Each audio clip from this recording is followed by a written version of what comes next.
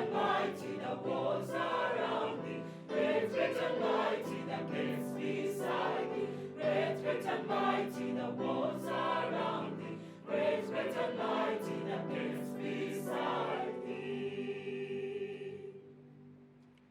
Do not forget who he is. Those who have gone through the gates of Makerere, give them the pride, give them the joy, all to remember the gates of Makerere. Makerere, Makerere, we build for the future, the great Makerere. Great and mighty, the walls around thee. Great and mighty, the gates beside thee. Great and mighty, the walls around thee. Great and mighty, the gates beside thee. Would like to begin this, and I don't do this a lot on public events. I'm going to do it, so forgive me if you're offended, but I'm going to do it.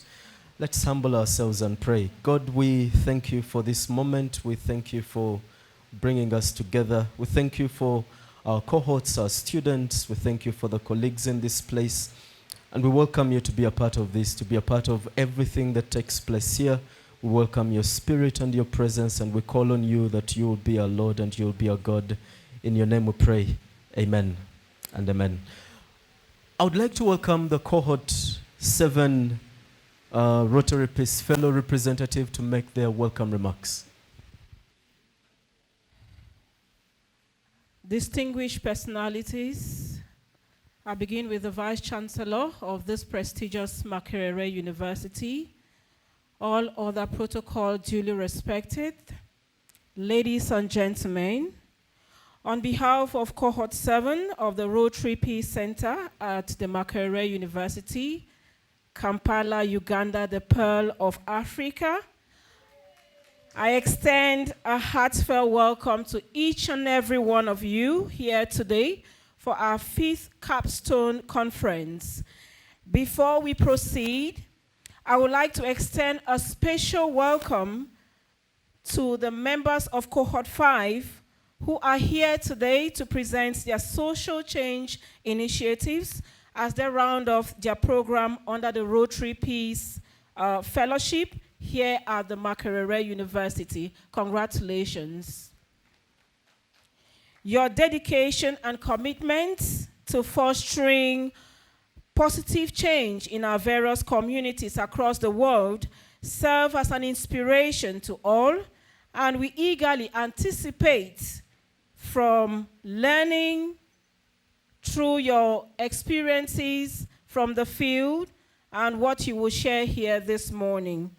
I also want to express our sincere appreciation to the esteemed dignitaries here present of the Makerere University and beyond for spending their quality time here this morning. And just one thing, and that is one of which I would be imploring us to explore this opportunity to embrace and engage in meaningful dialogue, engage ideas, and strengthen our resolve to create a more peaceful and just world. Together, let us continue to uphold the values of compassion, empathy, and cooperation as we work towards building bridges of understanding and reconciliation in our various communities and beyond. Thank you for joining us on this significant day. Let us embark on this journey of collaboration and growth with enthusiasm and determination. Humbly submitted, Rosalind Oba, on behalf of Cohort 7. Thank you. I would hereby invite the leader of Cohort 5 to come to the rostrum and welcome us. Thank you. Good morning, ladies and gentlemen. My name is Nahla. I'm from Egypt. And on behalf of Cohort 5, I welcome you again to the 5th CAPSTONE Conference. Last year, I was sitting down there enjoying the presentations of Cohort 3. I was less stressed for sure, and I was wondering how my presentation was going to look like a year from now. But it didn't occur to me back then why the program is designed in a way that two cohorts meet together in this event. Now, as I stand here today, I realize that our gathering symbolizes the essence of peace building and an eternal loop of growth and transformation. Cohort 5 is stepping out to the world equipped with knowledge and skills to make a positive change. And Cohort 7 is embarking on a journey of understanding, collaboration, and dedication. But together, both of us share a collective commitment to the idea that peace building is an ongoing process, one that requires perseverance and a lot of humbleness.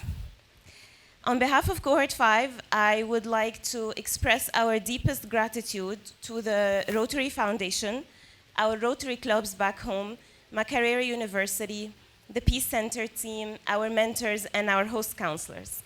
Thank you for believing in us, and thank you for giving us this invaluable opportunity, and we promise to make you proud. To Cohort 5, my colleagues and friends, congratulations, we made it. It was a roller coaster, but I believe we came out of it better people and more prepared to share what we've learned with the world. And to Cohort 7, embrace the experience as much as you can, be very hungry for learning, and get to know one another, because knowing is crucial to understanding and therefore to coexistence. And to all our lovely guests today, thank you for joining us. And stay with us till the end of the day. I promise you a collection of projects, very impressive projects from around the world with different tools and methods, but one common goal, a more peaceful world. So are you ready to get inspired? No? You're not ready? You ready? Okay, yalla, let's start a wonderful day. Thank you. Initiatives. I would like to welcome the director of the Rotary Peace Center, Professor Helen Nambalirwankabala, to come make her remarks, and when she's done, I'll ask her to invite the chairperson of the academic committee of the advisory board to make her remarks. You're welcome. Times when I'm called on this podium, especially on a day like this, I fail to know where to start from. Cohort 5, you've done us proud. I'm honored to be trusted with the oversight. Allow me also welcome you on behalf of Makerere University. Congratulations again, and I expect Cohort 7 to be celebrating Cohort 5. In this room, we are honored to have very many guests, and many of them are leaders from within and without. I want to say that on a day like this, we continue to celebrate our partnership with the Rotary Foundation.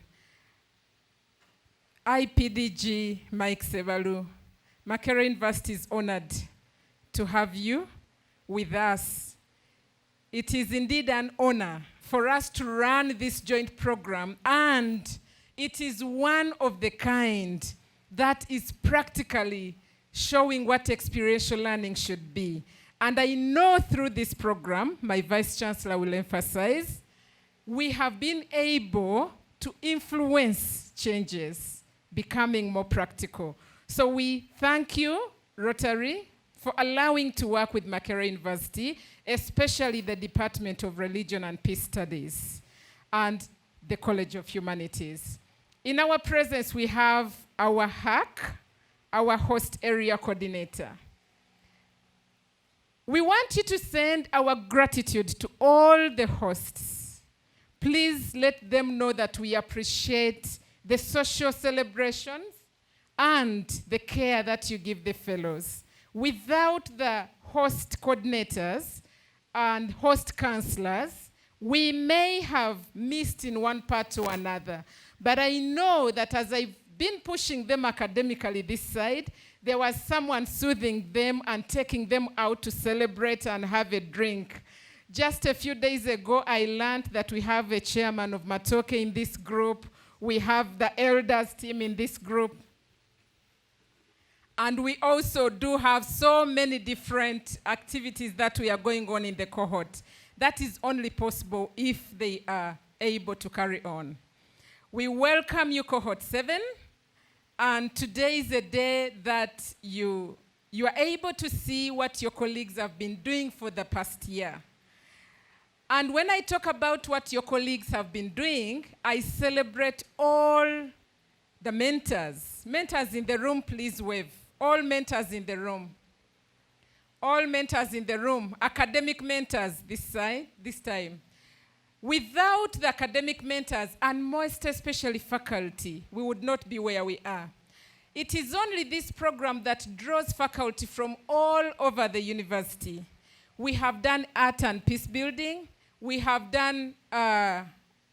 also done agriculture and peace building. You'll see from the programs.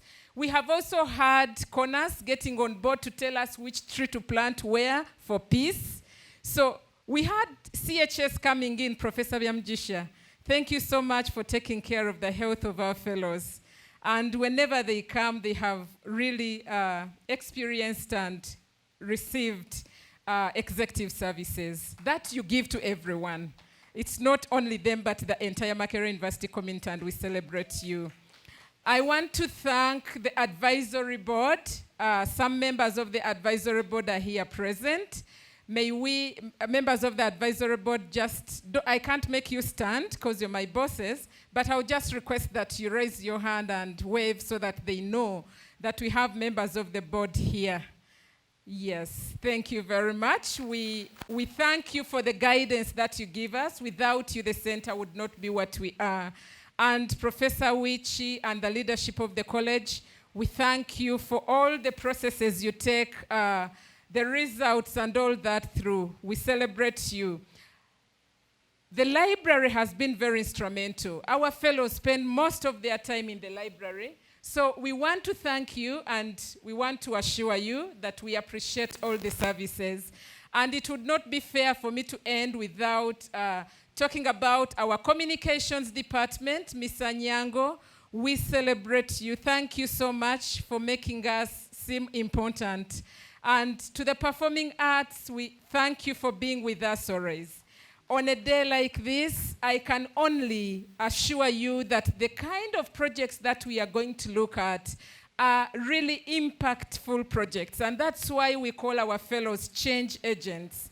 They have been able to create change in different communities. Today we are celebrating 15 countries, and we are celebrating 20 social initiatives. So I want to end it here and really welcome you. Feel at home, feel at peace. We are proud to have you, and thank you for coming. We wish you all the best. And let me take this honor to invite my boss, the chair of the academic committee, who actually oversees all the way from choosing who should come to Makerere University before we take what is sorted to the university.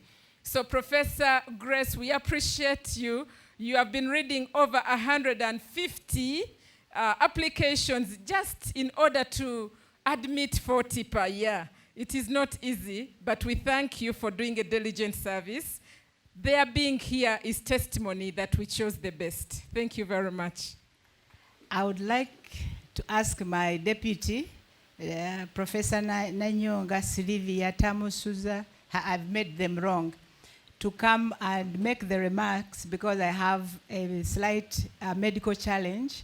I can't speak for long, and I will be leaving shortly. So, Professor, kindly speak on our behalf. She's very diligent on the committee, and she always deputizes me wherever I'm not around. Thank you very much, Sylvia. The Vice Chancellor and also the Deputy Vice Chancellor, you are holding two hats. the deputy principal choose, and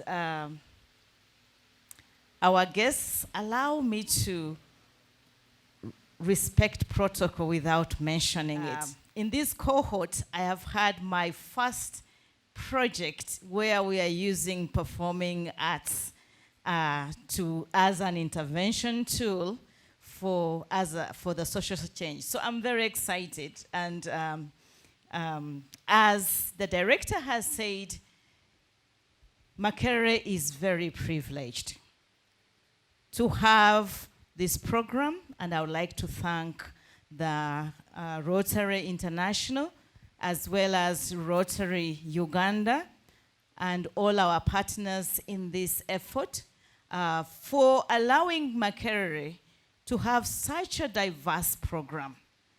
This program, I think, it's not even thinking. It's the only program that has such a wide representation from different countries. I'm privileged, like my boss, Professor Van Tebia, to having been part of the process from the beginning. And for me, I'm even more privileged because I was at the very beginning, even at the conception of the center. And so I have seen it grow, and I've seen all of us grow together. So I would like to thank all of you. I can't wait. I know I have a lot of work to do, but I want to be here the whole day because we are going to see how we can make changes in agriculture, how we can make changes in land issues. I mean, there is quite a lot. I want to thank the university for the opportunity it has given us to be part of this program because you are our employee.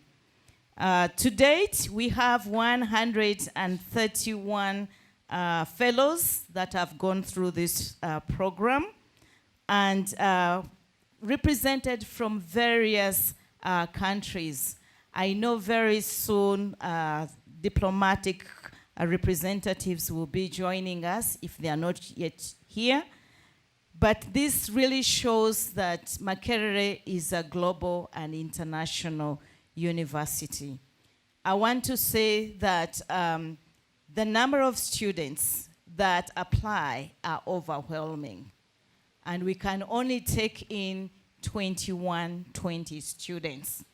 We have 2 admissions each year, and it's very, very competitive. So I would like to congratulate all those those who are present and those who are not here, those who have gone through this program, because it is very, very, very tedious. And our boss does not allow us to just read through. We have to read each and every application and select the best. So I want to say that our fellows, you have been the best. You were the best at the beginning.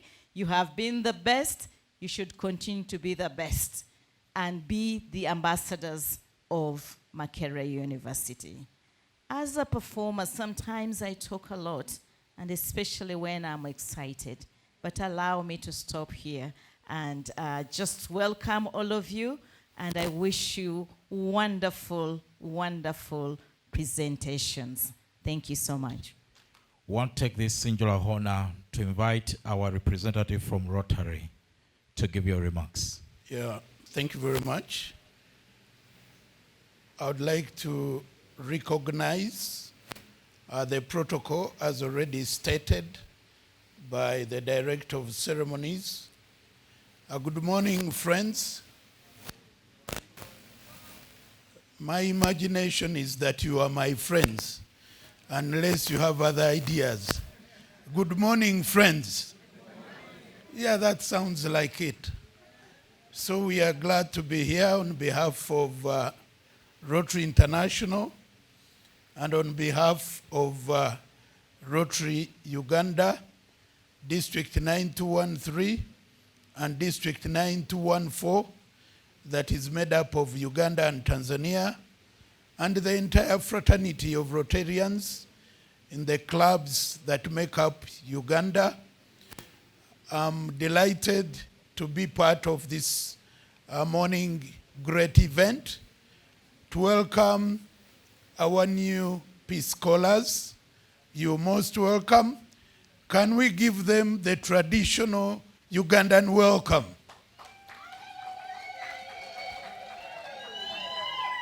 So you're welcome.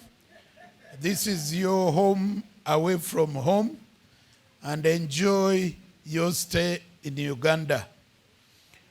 Rotary is an international organization of universal appeal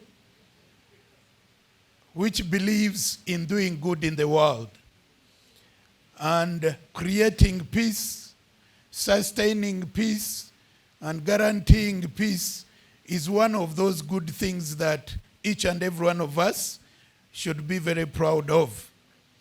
And our new vision statement states that together we see a world where people unite and take action to create lasting change across the globe, in our communities, and in ourselves.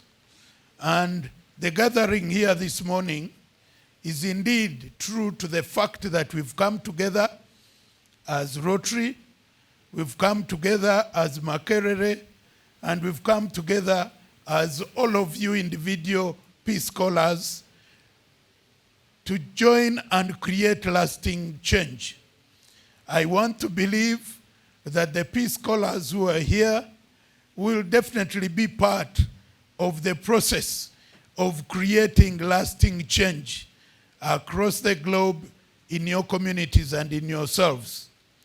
We are very proud to be associated with Makerere University in this great initiative, and indeed we've gotten the best that we could have ever gotten.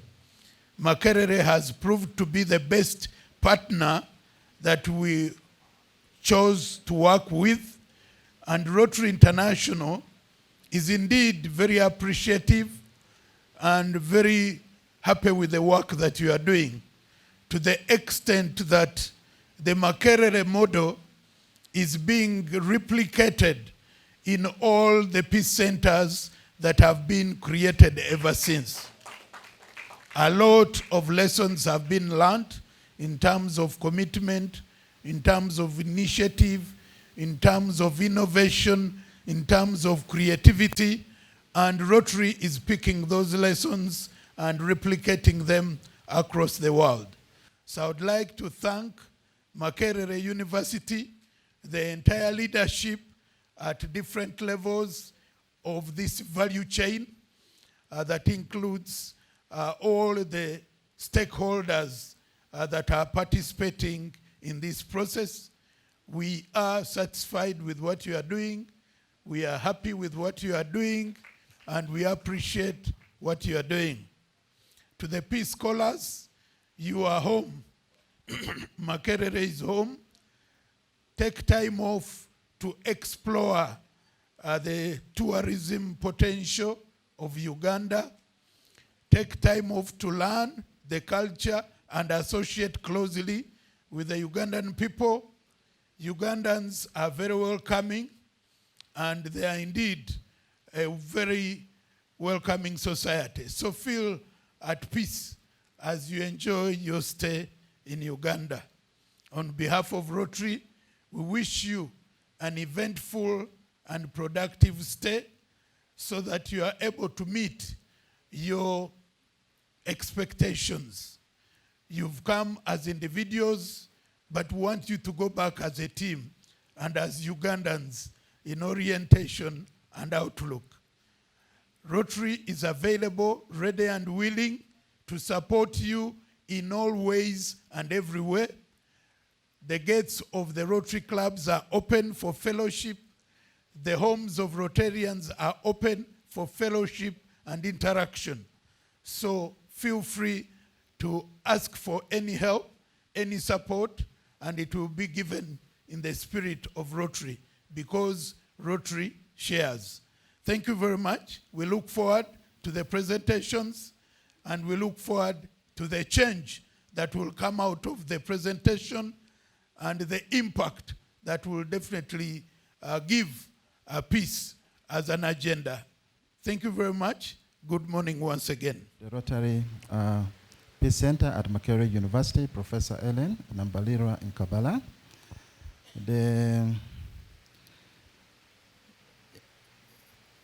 I think immediate past district governor, Mike Sebalo, the Host Area Coordinator, the Director, Makerere University Hospital, Professor Josephat Biamugisha, professors here present, other principals from the different colleges who are here with us, deans from the different schools of Makerere University, heads of departments, members of the diplomatic corps who are here with us, distinguished ladies and gentlemen, and more especially our peace fellows, cohort 7 and cohort 5 who are here. You are all most welcome. I'm very privileged and happy this morning to be welcoming you to Makerere University, and more specifically to the College of Humanities and Social Sciences, which host the Makerere Rotary Peace Center. CHUS is a celebratory college. We just witnessed a very interesting performance from our team from the Department of Performing Arts and Film, and I think there's yet more to come in terms of entertainment. So we don't only read books and break new grounds in terms of creation of new knowledge, but we also enjoy ourselves when we are here, and I think that's how we do it in CHUS. So thank you very much, ladies and gentlemen. You're most welcome. I'm particularly drawn by the theme of the current 5th CAPSTONE Conference, which talks about achieving peace through collaboration and community engagement. The director already came here and talked about the potential of the different projects that our fellows have been doing. What I can note here is that we'll be very much honored to be listening to you in the not so distant future from here. I know you'll be presenting your work, and I know you've done a lot of work in the countries that you come from. What I know is that the center has already hosted fellows from about 45 or 46 countries in the world, and the director said this morning we are going to be hearing from fellows from about 15 countries. What I can note also here is that there is no initiative that we do at community level to create change which can be termed insignificant. Everything that we do is important and it is significant. Our generation has to play its role, although we will not be able to solve all the problems that the world faces, but we shall at least be able to make a difference in the life of our communities and in creating a better humanity. We all know that Rotary is about service, and I would like to thank the cohort 5 fellows for working very hard, for executing the initiatives that they have done at the community level. And I would like to, of course, also encourage the cohort 7 to follow keenly, because they'll soon be following in their footsteps. Without wasting much time now, I'll take this opportunity to invite my boss, the Vice Chancellor, to come and address you and maybe open the conference. Mr. Vice Chancellor, sir. Many thanks to you, the Principal of the College of Humanities and Social Sciences. Let me take this opportunity to recognize the presence of the immediate past District Governor, the Rotarian Mike Sevalu. I also take the opportunity to recognize and welcome the cohort 7. I think that's where I should start in terms of protocol. Cohort 7, you are the new breed that Makerere is receiving with a lot of enthusiasm.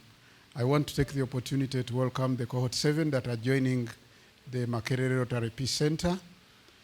But also, in the other line of protocol, appreciate and congratulate the Cohort 5 of the Makerere Rotary Peace Center that are exhibiting today with their social change initiatives.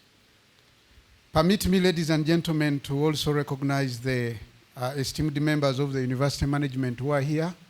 I've seen a couple of colleagues, top management, Principal Professor Tumps Ireta, Principal College of Humanities, Professor Awich, Principal Deputy Principal Kobams, Professor Yahweh.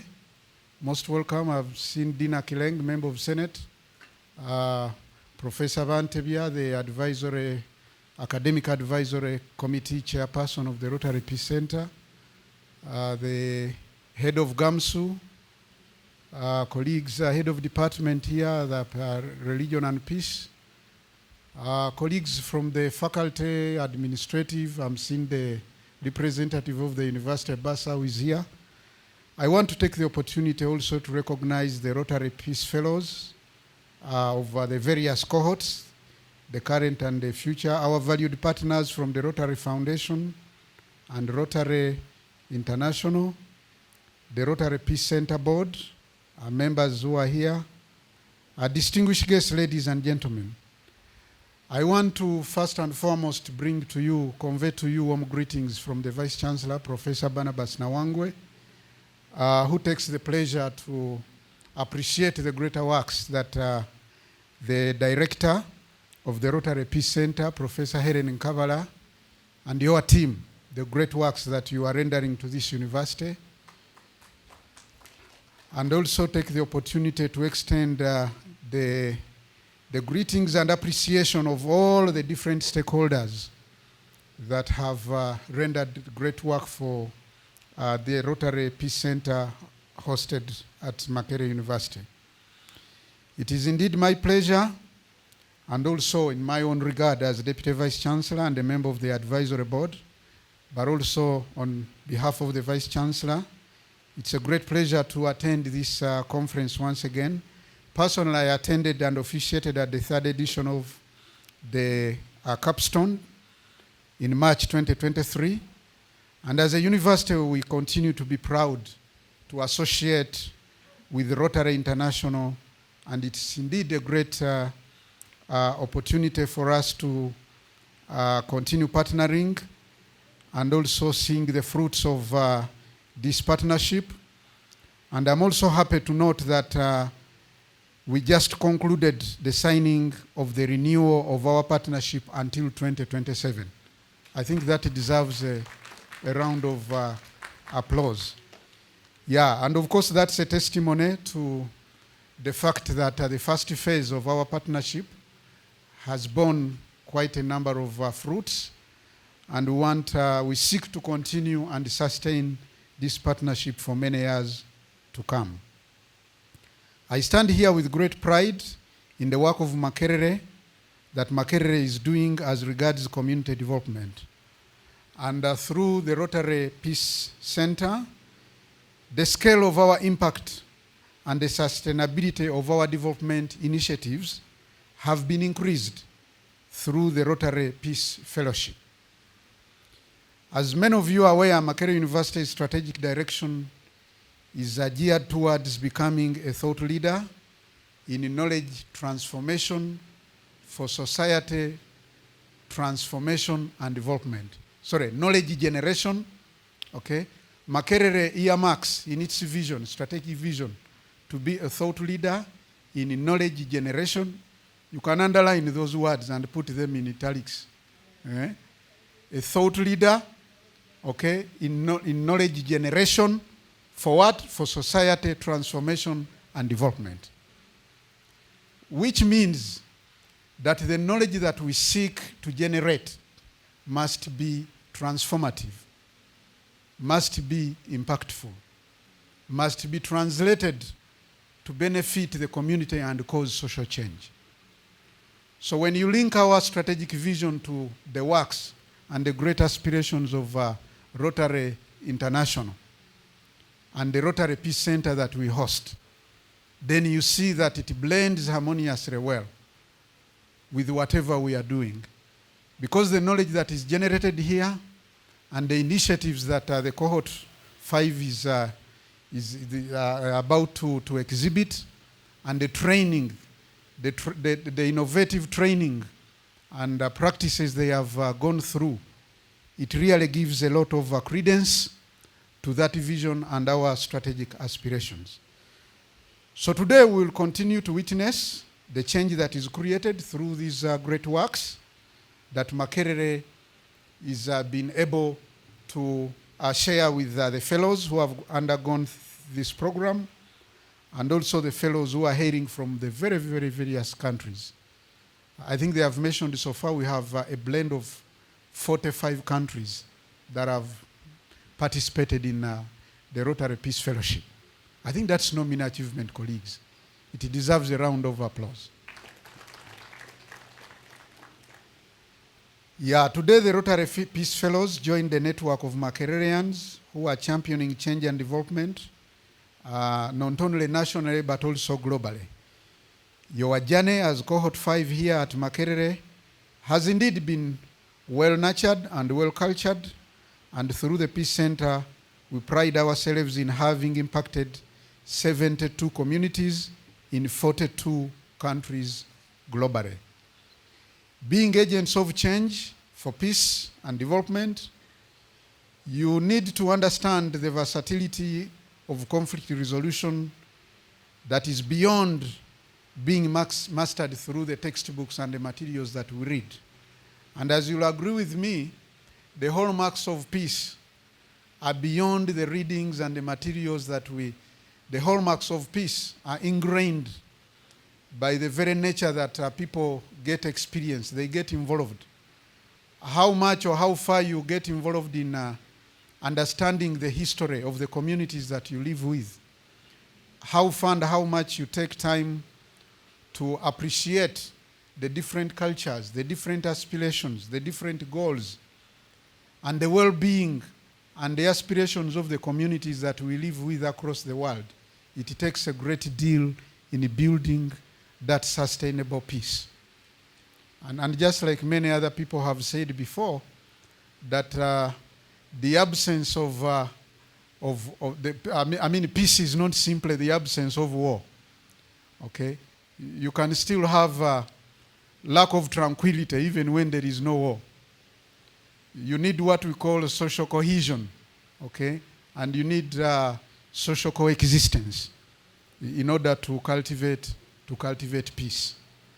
So I am here to give credence and testimony that the training our cohort 5 has undergone, that training has really been very holistic in many ways.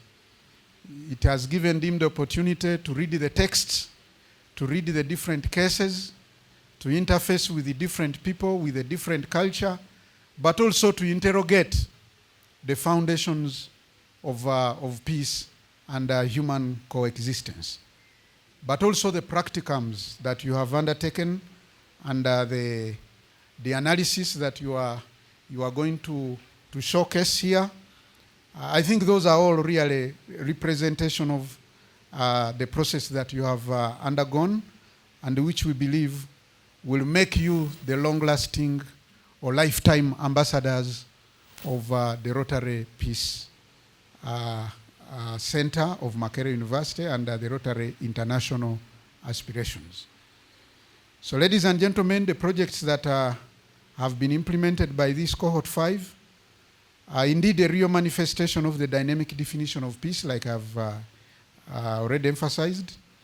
And in today's conference, we shall highlight the fact that peace can be achieved through a cross-section of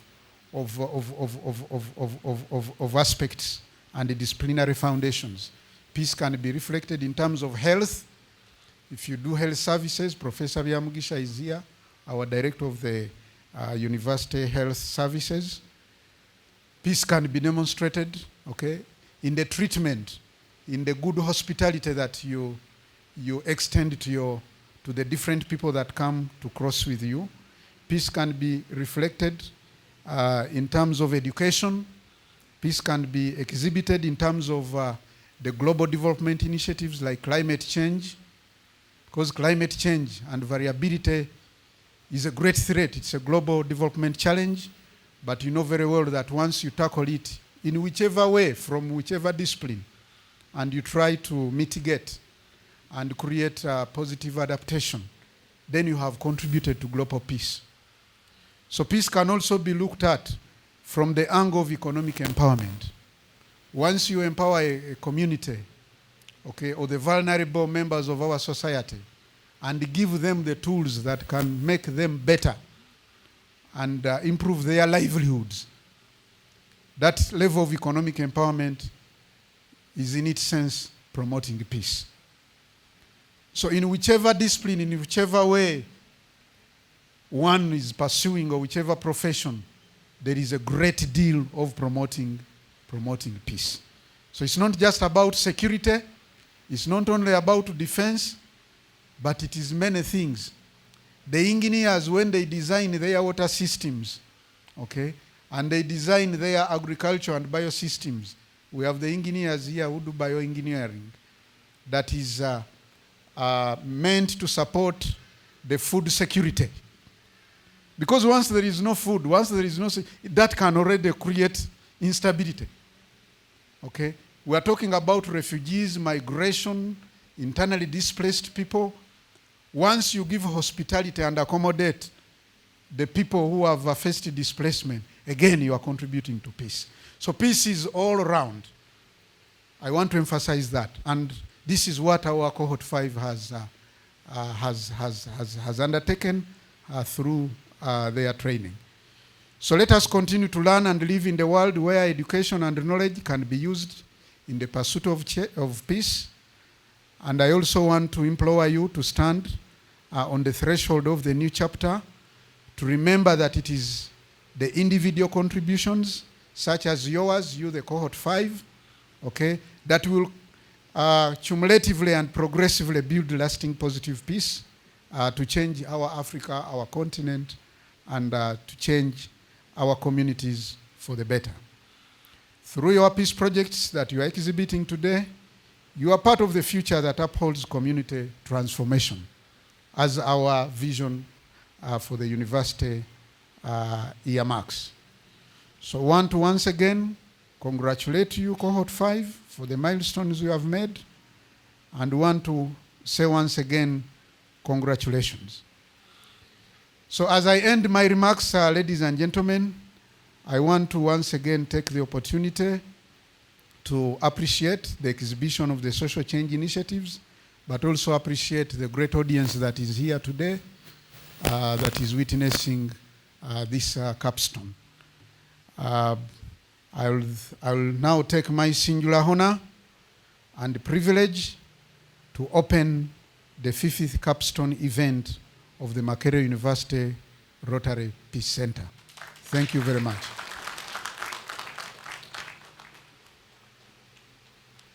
Maybe as the program director is coming in, colleagues, you'll bear with me. The Vice Chancellor and I would have loved to keep here for the rest of the day, but unfortunately, we are required. We've been summoned by Parliament, the Education and Social Services Committee, which is our sectoral committee in Parliament.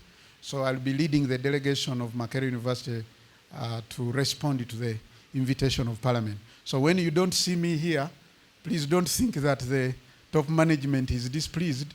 We are with you. So when I leave here, I'll request Professor Toombs to keep the eye around. Yeah, so that we continue to see this. But along the way, you never know, when the Parliament is done with us, you'll find me back here. So I want to thank you very much. We wish you the best in the progress of the capstone exhibition. Thank you so much.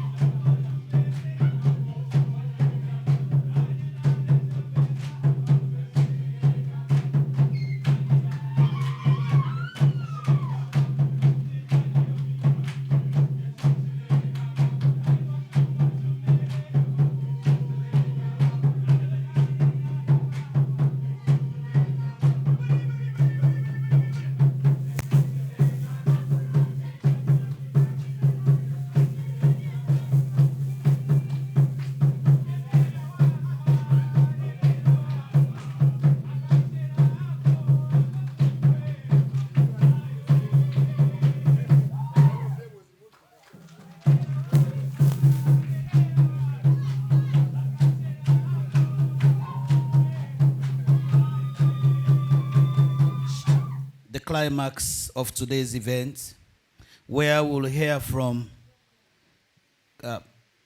cohort 5 on their projects. And I'm pleased to invite Joel Oluwatoyin to make a presentation on promoting women's involvement in peace and security using integrational approach in Osun and Ogun State, Southwest Nigeria. Can we please give her a round of applause? Good morning while we await the technical team. I'm Oluwatoyin Joel from Nigeria.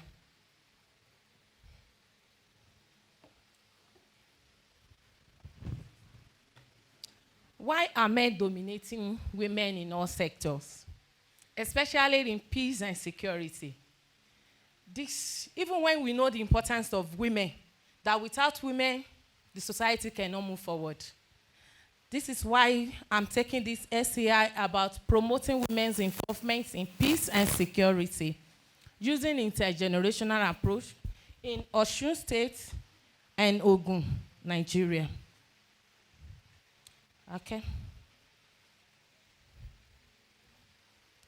The statement problem. There are few attempts by the state to promote women and peace in women and youth in peace and security process. Despite the United Nations Security Council Resolution 1325 and 2250, yet women are still seen very low in participating in this aspect. This can also be seen in Nigerian police, where women are very few at the managerial position. Out of 169, we have just 12 women from the rank of Inspector General of Police to the rank of Commissioner of Police. Evidence are also seen in Osun State, where women hold no elective position. Also in Osun State Command, from the rank of ACP to CP, we have just 1 woman. The objective of this SCI, to increase women police officer participation in decision-making process and in peace operation, to enhance capacity of women police officers and community members in preventing violence against women and youth, to strengthen the ability of Oba women and youth in preventing violence against women and youth. Also to enhance the capacity of Obale and Oboke for peaceful coexistence and for better skill for conflict management. The theory of change. The long term for this project, women police officers will be deployed for peace operation, and they will be participating in managerial processes and decision making. Oba women and youth are able to better manage their conflict. The midterm outcome will, some of these women have started enrolling in online courses related to peace and security. Oba women will now form a group, Oba Women Peace Ambassador, to discuss. These are 2 communities. They are intertwined communities, but they are into conflict with each other. So this community, the women will meet every last Saturday. One, they will meet in Obale today. The next month, they will meet in Obaoke, which was, before the intervention of this program, it was not possible for us to gather them together in a place. The short-term outcome was the women, both the police officers and the community women that were trained, they understood the power of international treaties that empower them to participate in peace and securities. They also identify, especially the women police officers, they identify the barriers that are limiting their participation in peace operations. And also they identify skills that they need to empower themselves with to be able to participate in managerial positions. The intervention involved training women police officers, training Oba women and youth. The assumption for this SCI was that through training, women police officers will avail themselves for decision-making processes and for peacekeeping operations. Oba women and youth will participate actively in peace activities in their communities.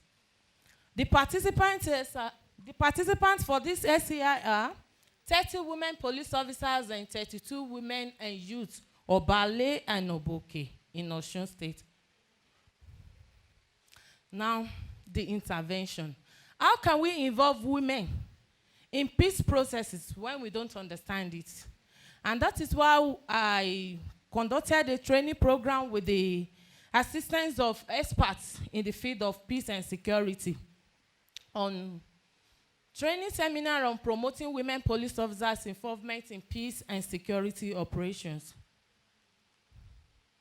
During this training, the women police officers were trained on the following topics: introducing United Nations Security Council Resolution 1325 and 2250.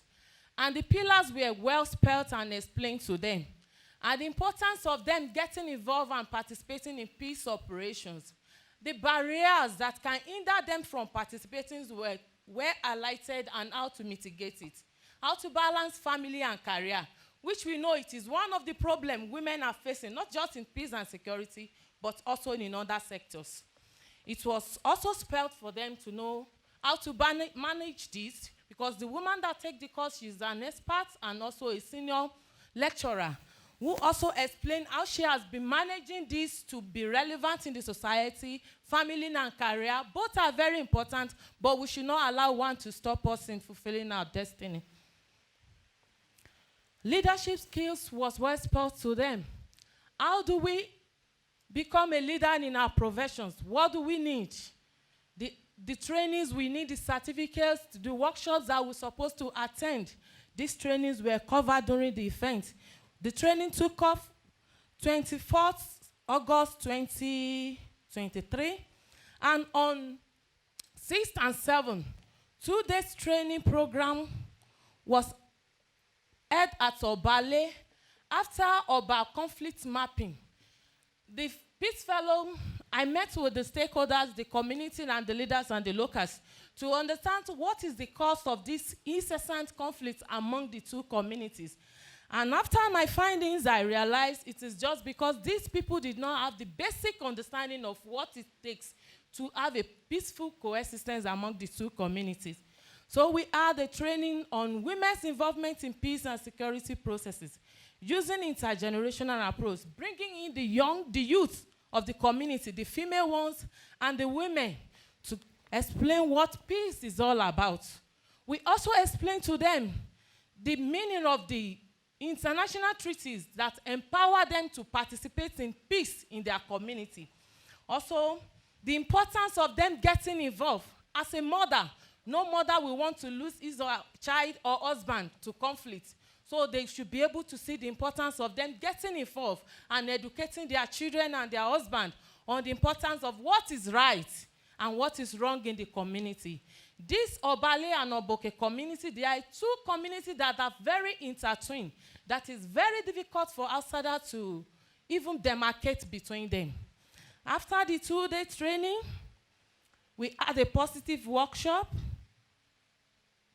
peace workshop, which was explained to them the importance of them uniting together.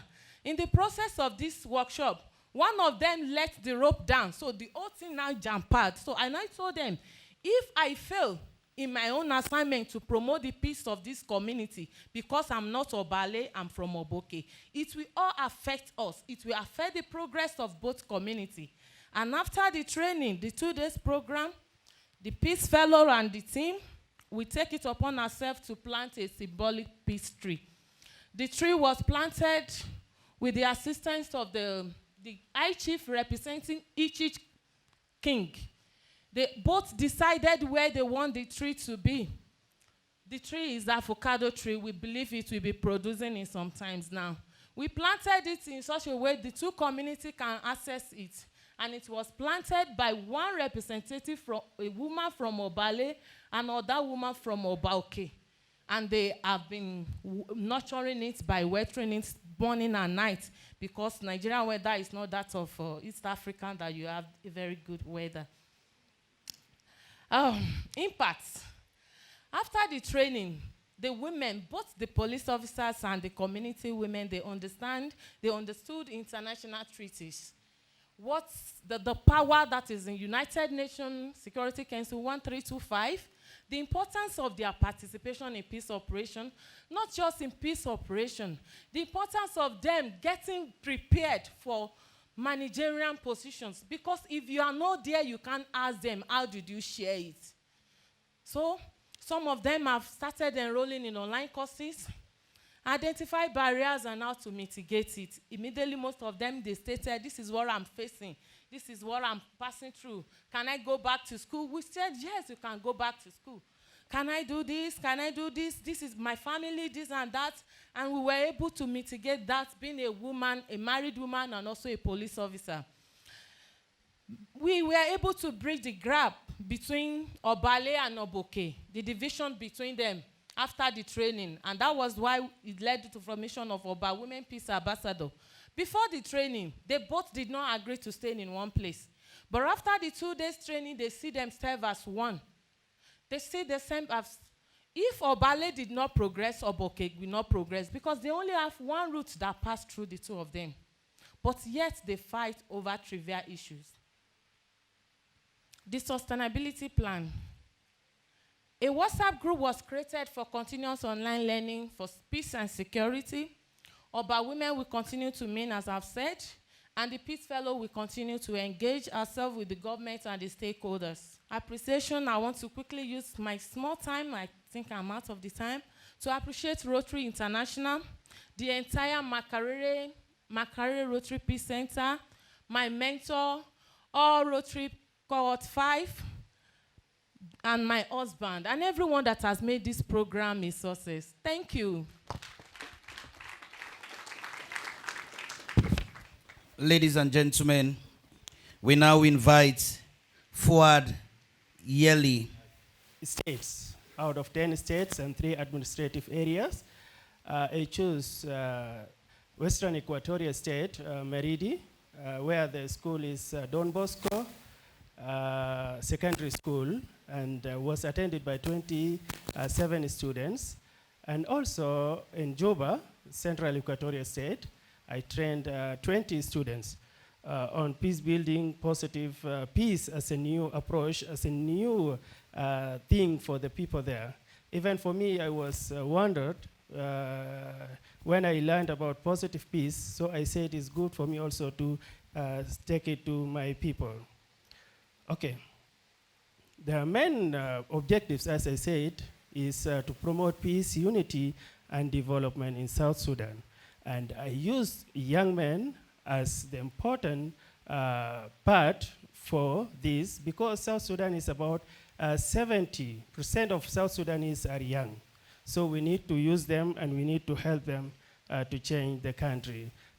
Simply, my theory of change is like I get some funds, or I use my own pocket, and also I got some people who can help me and who can also share the same idea.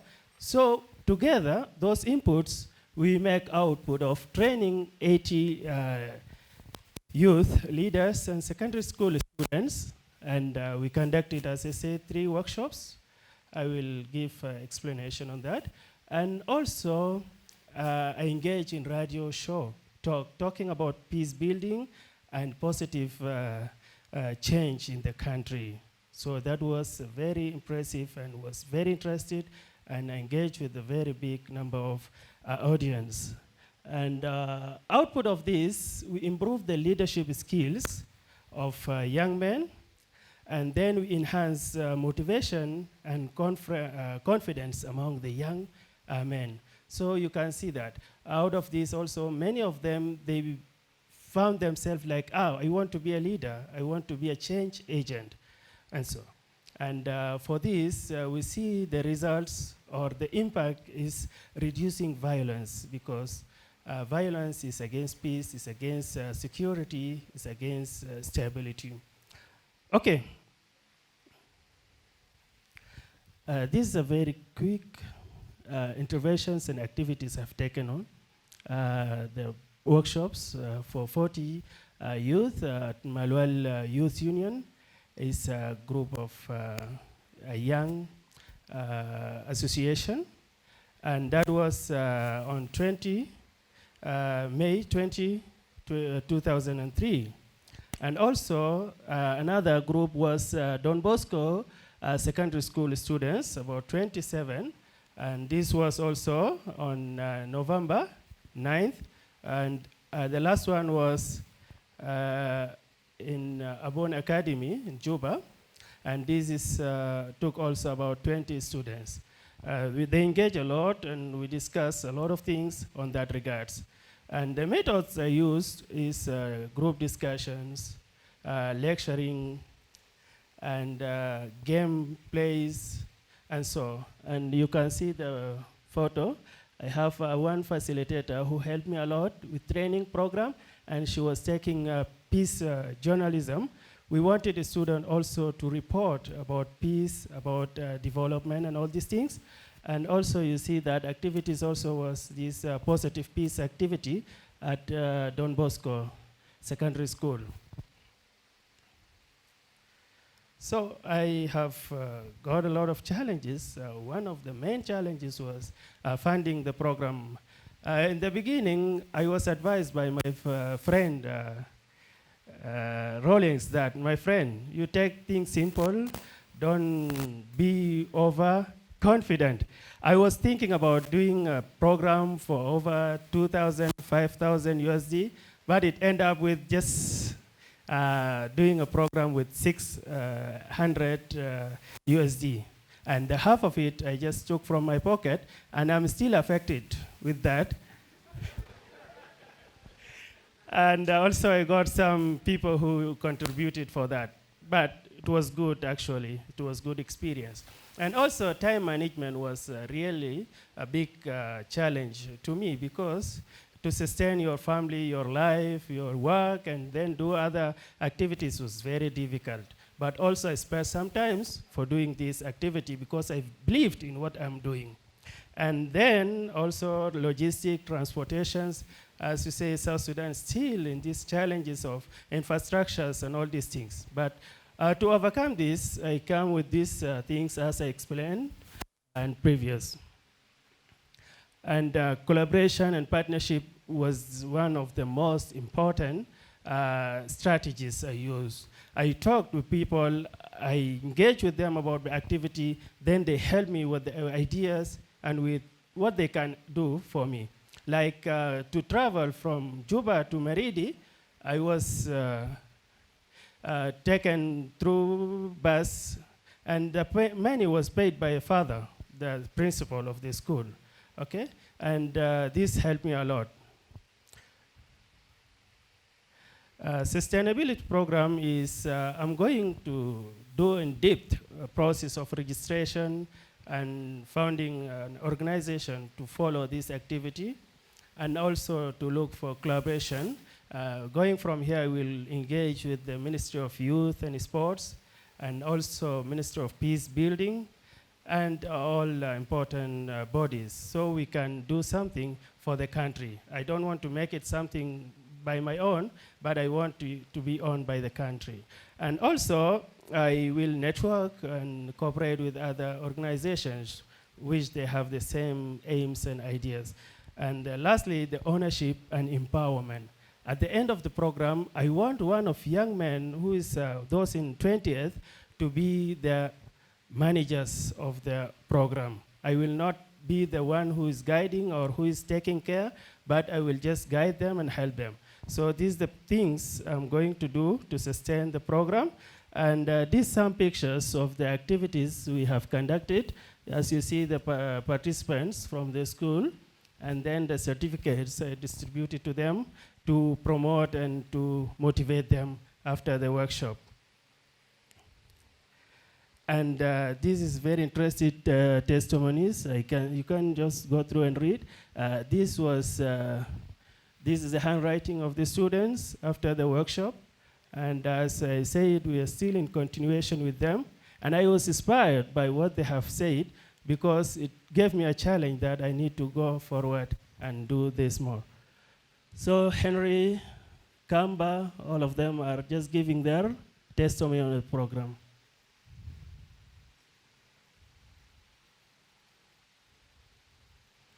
This is another one also. Sarah and Joyce.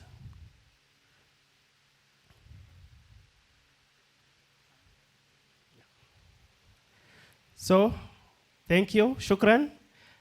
Thank you, Rotary.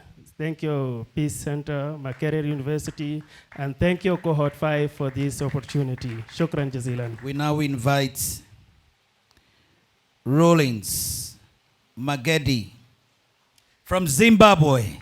A round of applause, please. Morning. As already been said, my name is Rollins Magede. I'm from Zimbabwe. The title of my SCI is Women Peace Building and Conflict Mitigation Project. It was conducted in a district called Zaka. It's one among the 57 districts that we have in Zimbabwe. So why this district? Because there's a lot of exclusion of women from peace building initiatives. This is beside the fact that women, they are affected more by violence, by the impact of violence over men.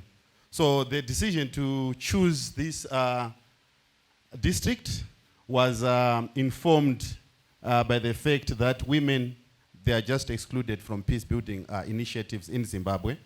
Added to that, Zimbabwe is also ratified and domesticated international instruments such as the Convention on the Elimination of Violence, all forms of violence against women. Zimbabwe is also domesticated the Beijing Platform for Action. Zimbabwe is also signatory to the UN Security Resolution 1325 that seeks to give women and men equal opportunities in peace and negotiation processes. So that's a district that I conducted my social change initiative. Okay. The background of the district is during the COVID-19 pandemic, the district recorded the highest number of gender-based violence cases in the country. Afrobarometer survey that was conducted in 2022, it noted that Zimbabweans see gender-based violence as the most important women's rights issues at the time. More than 52% of citizens, of course, they say violence against women and girls is somewhat common. And again, Zaka district recorded the highest number of GBV cases. So this somewhat informed the choice of the district.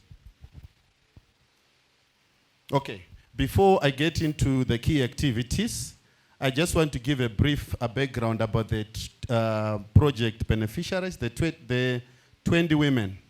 The 20 women, the organization that I work for, Youth Zimbabwe Trust, a peace building organization, has been working with these women over years since 2014.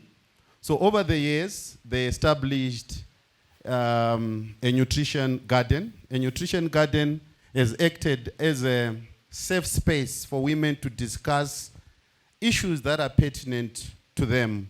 Issues such as reduction of gender-based violence, issues such as food aid distribution, and other related issues. So already these women had a platform of engagement where from time to time they engage various duty bearers within their areas to discuss on a pertinent issue that is affecting the community. Yes, so the overall goal, of course, is to build sustainable peace in communities by giving women a leading role in terms of women's conflict and mediation skills. The objectives of the project were to equip women with conflict mediation skills and to mediate in emerging conflicts that can take place within their community. So the project had 4 main activities, namely conflict mediation trainings, conflict analysis and conflict mapping, training of duty bearers in mediation and conflict mapping, and then early warning and early response for women.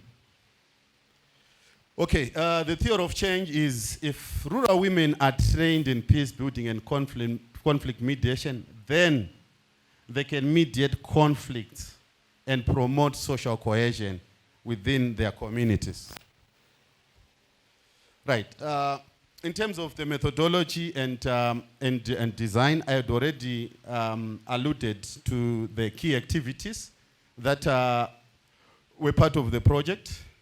But before we conducted any of the activities as a strategy to measure knowledge, I administered a pre-test on basic concepts such as what is conflict mediation, what's the role of a mediator, among other questions.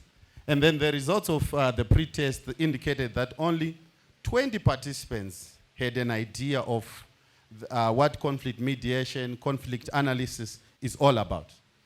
And then at the end of the trainings, again, I administered post-tests, and results indicated that 95% of the participants had gained knowledge on what conflict mapping mediation is all about.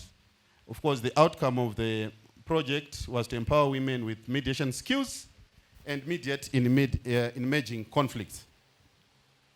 Okay, so this is one of the conflict analysis and conflict mapping exercises that we conducted. Some of the emerging issues that came out of this process, some of the conflicts that they managed to identify, they include the exclusion of women from participating in mediation processes at the local community level. Zimbabwe is a country that has got various stakeholders at the local community level that have been mandated or empowered by the constitution to mediate in conflict. Some of these people include traditional leaders, village heads, headmen, and chiefs. And out of the chiefs that we have in Zimbabwe, we only have one female who's a village head. So it means that in terms of their voice, when it comes to mediating in conflict in their communities, they are not well represented. Additionally, we also have serious patriarchal hurdles that women have to go through. For example, there is the issue of unpaid care work. Women, because of the structure and the processes around convening of meetings in communities, some women have to engage in, first of all, do unpaid unpaid care work. It includes maybe feeding the children, cooking for the children. So they are left out. And then we also have religion. I think across Africa, religion plays a key role. It's one of the barriers that limit women in terms of their participation.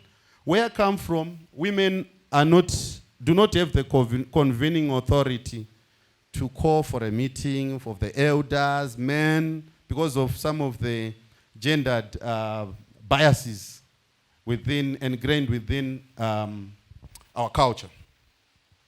Okay, this again is another picture where I trained women and duty bearers. The reason why I targeted duty bearers was that duty bearers, they are the decision makers at the local community level. So if you leave them out, the exclusion of women will continue. So I thought if we are to include duty bearers, it would make the work easier in terms of giving women an active role in participating in conflict and mediation processes. That is again another training of duty bearers. Never mind the short, but it was very hot. So, Africa is very hot because of climate change. So please don't mind the short, just mind the some of the activity that is going on. Okay, my social change initiative hasn't reached impact level yet. We are still at outcome level. Right. Again, rural women, of course, after the trainings, they demonstrated a keenness in terms of trying to implement some of the lessons that they learned during the course of the project. For example, is of the 2023 harmonized elections. Zimbabwe conducted harmonized elections last year in August. The women that I trained, the 20 women, they utilized the safe space, which was a garden, a nutrition garden, to act as a space where the women would engage aspiring candidates from council, parliamentary level, as a way of trying to campaign against political violence. I highlighted when I started that political violence affects women more. And then also, according to election reports on human rights, there was also a drop in cases of intimidation and violence in Zaka as compared to other years. Of course, this is not attributable 100% to my intervention, but also of other stakeholders who participated. Recommendations quickly. Right, for women to play a leading role in conflict and mediation, we need to transform mindsets. The mindset of the community must be transformed. Secondly, we need to formulate gender-sensitive policies. Zimbabwe has got a comprehensive gender policy that is being enforced by the Gender Commission. But again, we haven't seen tangible results in terms of implementation. Then we also have a national action plan to make practical the UN 1325. We also need government to come up with deliberate policies, action plan on resolution 1325. Of course, we also need gender mainstreaming across all the different tiers of society. And then we also need to embrace the principle of good governance. Embracing good governance, again, is the guiding principle and lays the foundation. Thank you. I would also want to extend my gratitude to Rotary International for the opportunity to be able to come here and share my story, meet other fellows, meet different people who are doing excellent work in their community. I thank you. Not yet contacted the center. And secondly, we have not managed time well. For the next set of presentation, let's make it simple and go to the relevant aspect of our work. I will now invite questions for this set of presentation. Questions, please, for the first three presentations. Representing the Dean School of Social Sciences. The first question goes to all of you. What is peace? The second is directed at Joel and Sabino. What are the threats to peace in Ogun and Oba and South Sudan? Now, this question is very important because if you are to achieve sustainable peace, you need to understand the sources of conflict. Thank you. Peace is not the absence of violence. Peace entails a lot of things. For example, it can take the form of economically, is there peace? If there's inflation in a country, socially, if there's drug abuse, if there's GBV, politically, if there's political violence, there's no peace.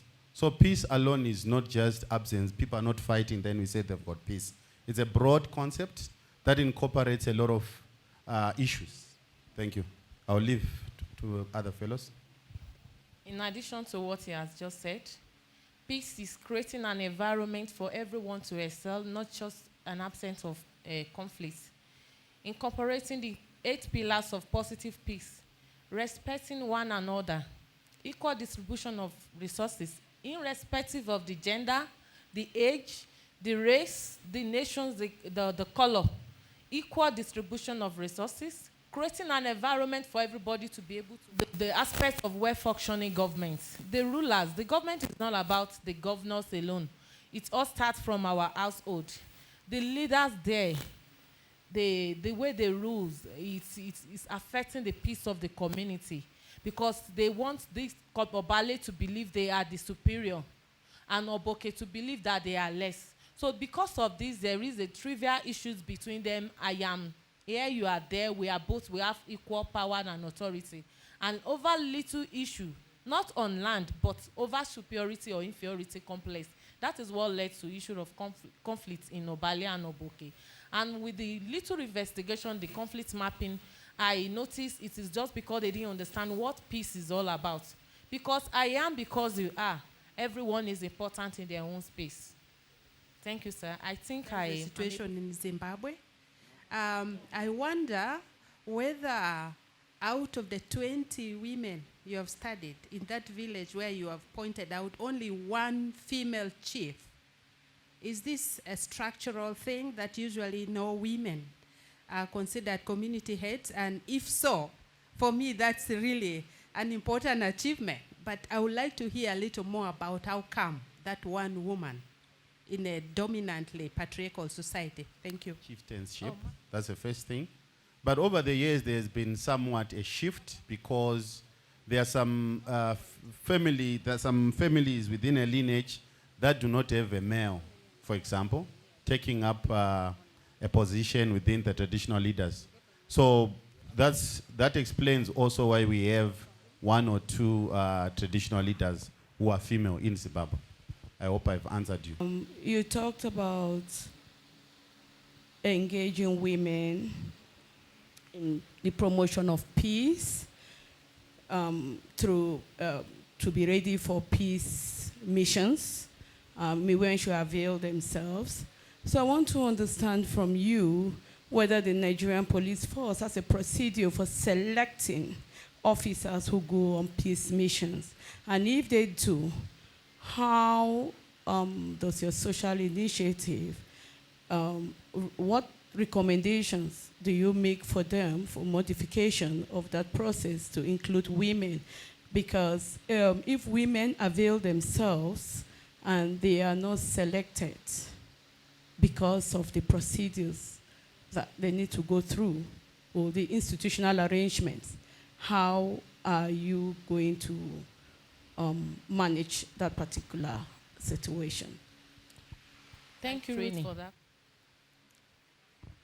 Driving, there are some certificates that will give you the edge above others, which were well spelled for them. And some of them have started this. You cannot sit at the comfort of your zone and be selected for peacekeeping. You have to document yourself. You follow the page, which those things have been explained to them and we have been monitoring. Some of them have started driving. You have to know how to learn to drive manual driving. Like myself, I've been to peacekeeping. I bought a manual car for me just to learn, to be able to be selected. So those are the sacrifices that make me to be above edge of others. I've attended courses at Kofi Annan. Those things and the websites are being shared. It is not all the participants will be selected. We know that. But some of them have started showing interest that they want to pull out of their comfort zone. And with time, the result will be shown. Thank you. For women to be given a key role, some of the barriers standing in that way are men. So if you don't include men in your programming and you're doing a women's project, it might not achieve the intended outcomes. Thank you.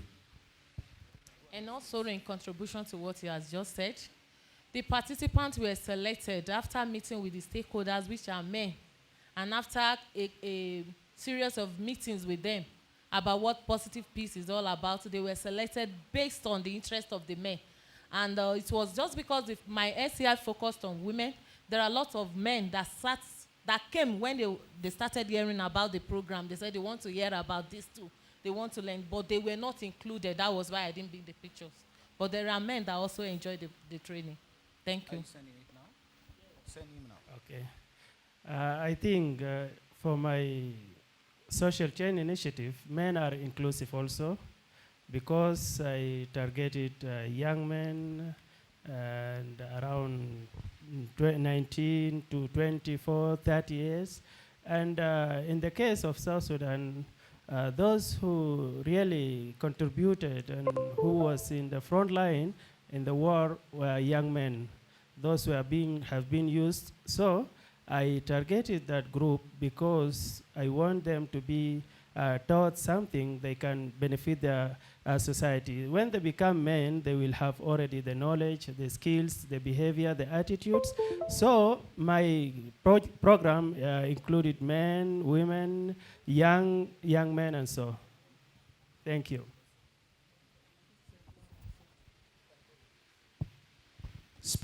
We're now getting our online participants to ask a question. Cameroon. I will be talking about the Right to Smile Foundation, which I founded as part of my social change initiative.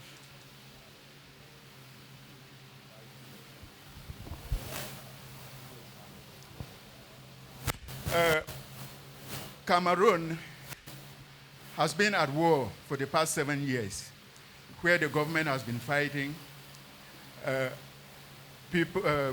people in the English-speaking part of Cameroon who are claiming secession. They want to be independent.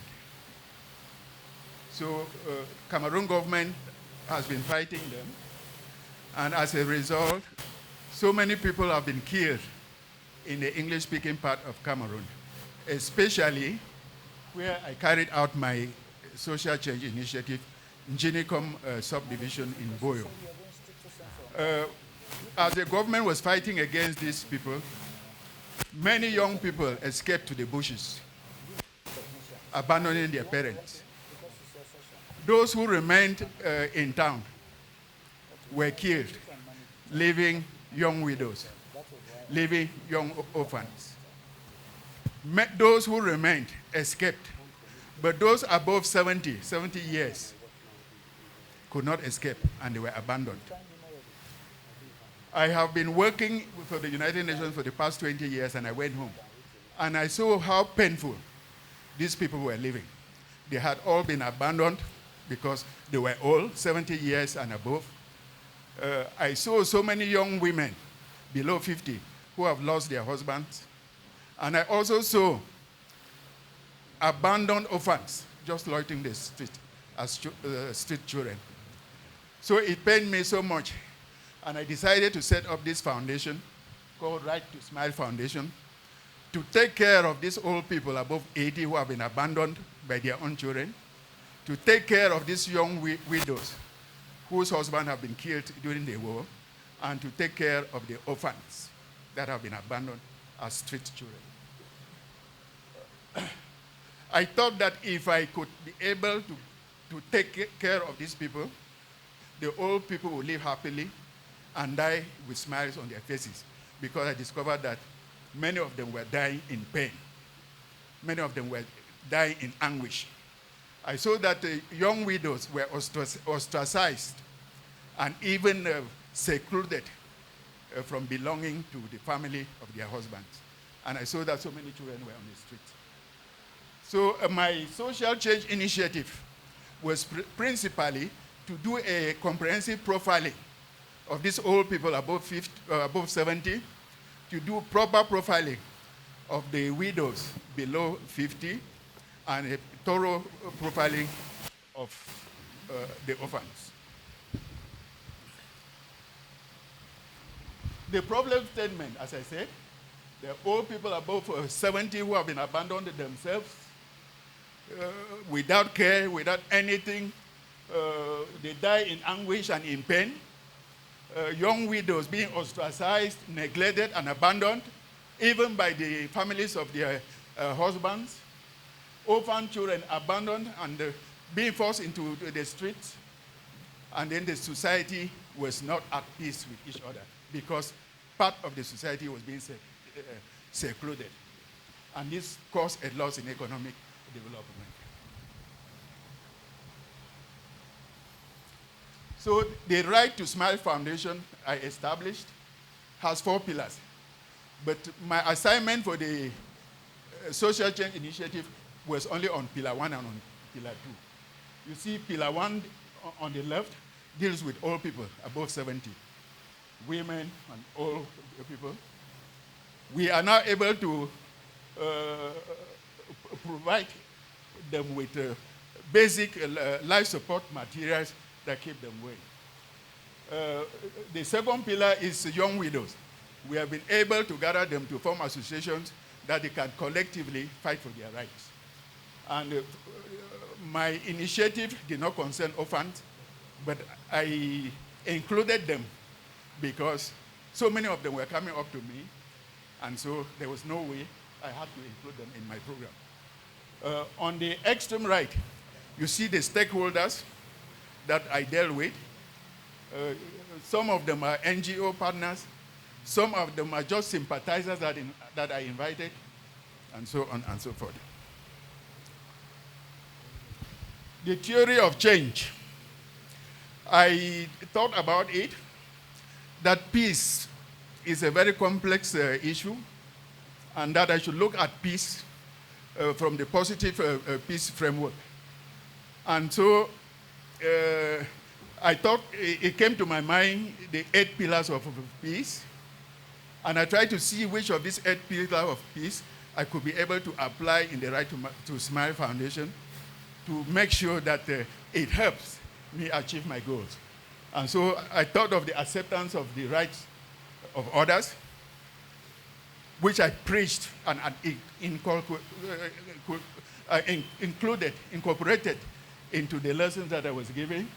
A free flow of information, everybody was informed about what we are doing. Good relationship with neighbors, equitable distribution of income, and of course, a well-functioning government.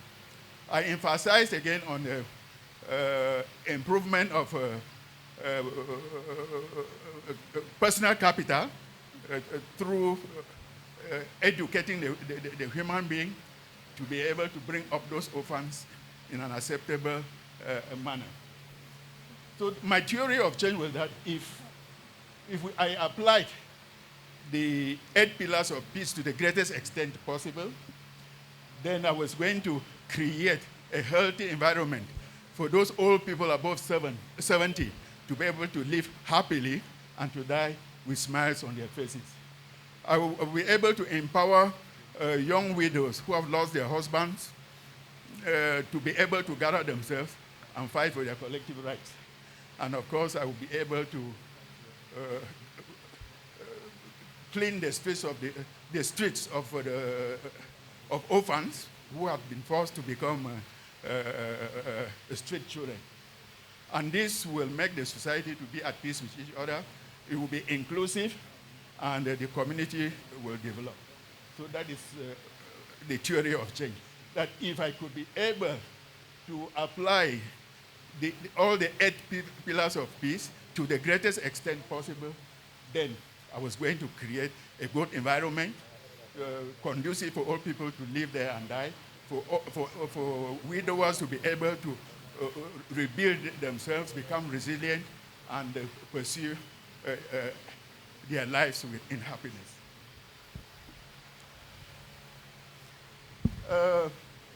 My ACI was based principally on profiling, and I did a profiling of Pillar 1, where I was able to get 55 old people.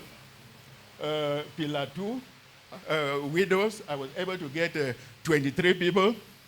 And Pillar 3, which is orphans, I was able to get a complete profiling of 42 clients.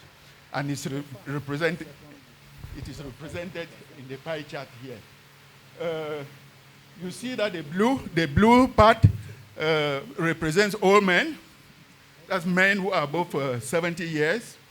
The red part represents all women above 35 years.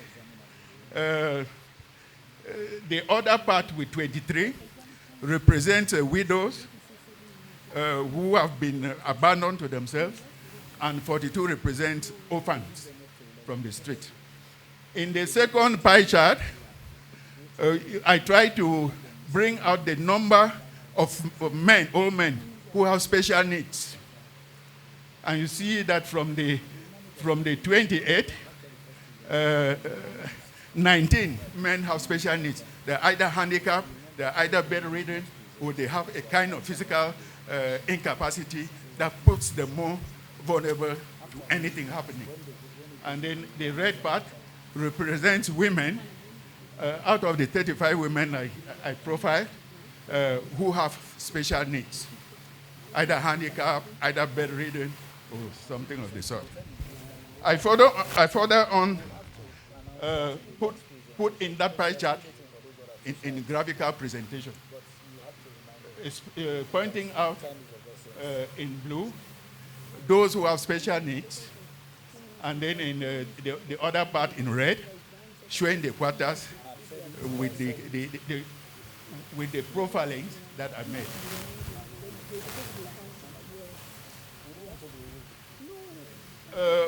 That area I operated in is a war zone, and it was not easy. There were so many challenges. There were a lot of safety and security challenges because the war is going on. There was poor circulation of information and sometimes distortion of the information that went out.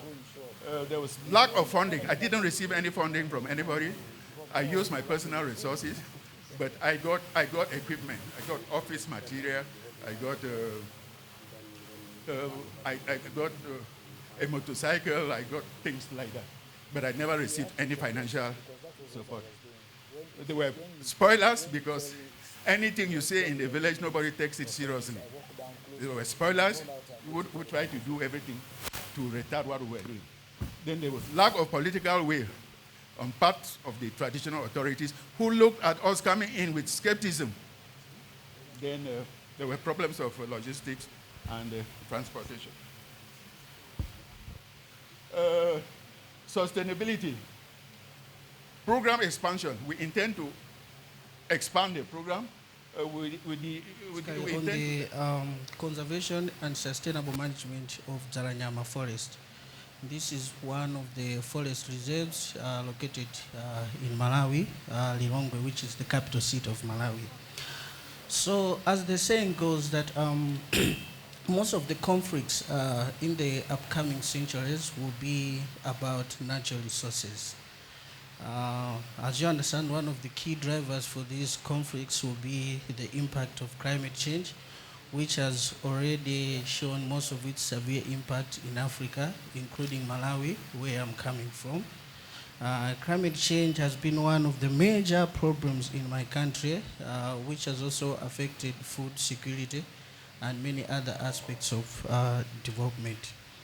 So my social change initiative was focusing on this forest reserve in Lilongwe. This is one of the key vital forest reserve as it is home to Lilongwe River, which is one of the major water sources for the participants in Lilongwe. But also it is home to a number of indigenous animals and also plant species. As I've already said, this forest reserve recently has been facing a lot of challenges, mostly to do with degradation. There's been a lot of charcoal production, excess firewood collection, but also conversion of agricultural land due to the impact of high population growth. Most of the key players who are part of this initiative are the youth living around this forest reserve who have no any other means of economic activities. In its bid to promote and protect the forest, the government of Malawi, in collaboration with the Malawi Defense Force, they engaged the Malawi Defense Force to be protecting this area.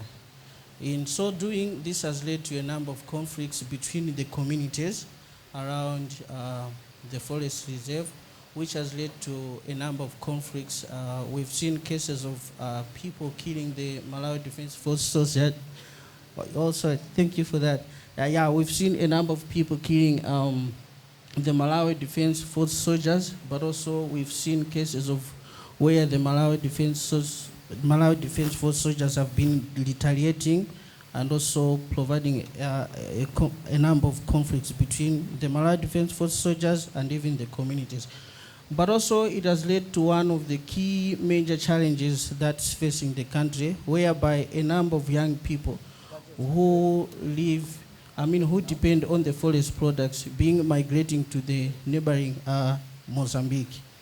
So As you can see from the presentation, that's the map of Malawi.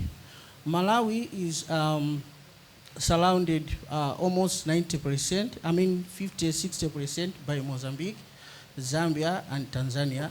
So as you can see in the red, that's the map of Lilongwe. I tried to zoom the map of Lilongwe. As you can see from the other portion, that's the Jaranyama Forest Reserve, where my social change initiative was based. From there, you would see that the forest reserve is bordering between Malawi and Mozambique. So like I already said, my social change initiative basically was targeting young people living around that forest reserve. The emphasis was to target 150 young people who are vulnerable, but also whose livelihoods depend on the forest products. So the issue which I was saying that because of the ongoing conflicts that's been there between the Malawi Defense Force and the communities living around the forest, most of the young people have been flocking to the neighboring Mozambique, which has also placed a number of threats in terms of Islamic radicalization. As you know, to most of you that follow the international news, in Mozambique, there was an insurgence of Islamist jihadist group. So there's been a number of cases that most of Malawian young people, especially within around the area, have been flocking to Mozambique, some being integrated into the jihadist group. So basically, my initiative had an overall goal of forest protection and conservation and sustainable management of the forest, while mitigating to the impact of climate change, but also aimed at providing economic support to the young people, but also focusing on forest restoration and protection. So these were my minor two objectives: forest protection and restoration, but also providing economic support to the young people. In terms of the few highlights that the project has achieved, as you can see from the map which I showed, my social change initiative was targeting around 10 communities. Those are the names of the communities, but also those are the numbers of young people which were targeted in each and every community. As I've already said, that my social change initiative was basically focusing on two aspects: forest restoration and protection, but also on economic empowerment. These young people were trained in different agroforestry entrepreneurship activities. Some were trained in beekeeping, some were trained in sustainable use of forest products, such as them being tour guiders to other tourists visiting the forest, but also some trained in other different entrepreneurship activities. So the chart only shows the number of people that have been targeted, but also who were trained in different aspects. For example, in beekeeping, we managed to train 75 of the young people. Mind you, as you can see from the charts, that not everyone was trained in all the agri-entrepreneurship activities that we are doing. Some were trained specifically in beekeeping, some were trained maybe in sustainable horticulture production, for a reason of trying to create a process of demand and supply within the system. As I already said, that in my objectives, that also one of the key issues was to create economic empowerment to these young people. So the 150 young people living around the forest reserve, they were also grouped into two village savings and loan groups. The idea was that these young people should also be trained in terms of village savings and loans, so that they can also be providing sustainable loans among themselves in the community. Like as I also previously said, that the other aspect of the social change initiative was on forest protection and restoration. Through the initiative, we managed to procure around 10,000 seedlings, which were distributed to these young people to plant, to rehabilitate the forest. So we did a number of reforestation activities to most of the degraded places in the forest reserve. So the chart just shows a number of tree seedlings which were procured and distributed to these young people, and also which were planted around the forest. From the number of trees that were procured, the tree which is seen in the graph as Sienna siamea, locally it's called Imbanga in Malawi. It was one of the major tree seedlings that we procured because of its economic relevance, especially to the Malawian people. So, also the youth were trained in tree seedlings management, but also in terms of how they can plant the trees and how they can take care of the soil structure.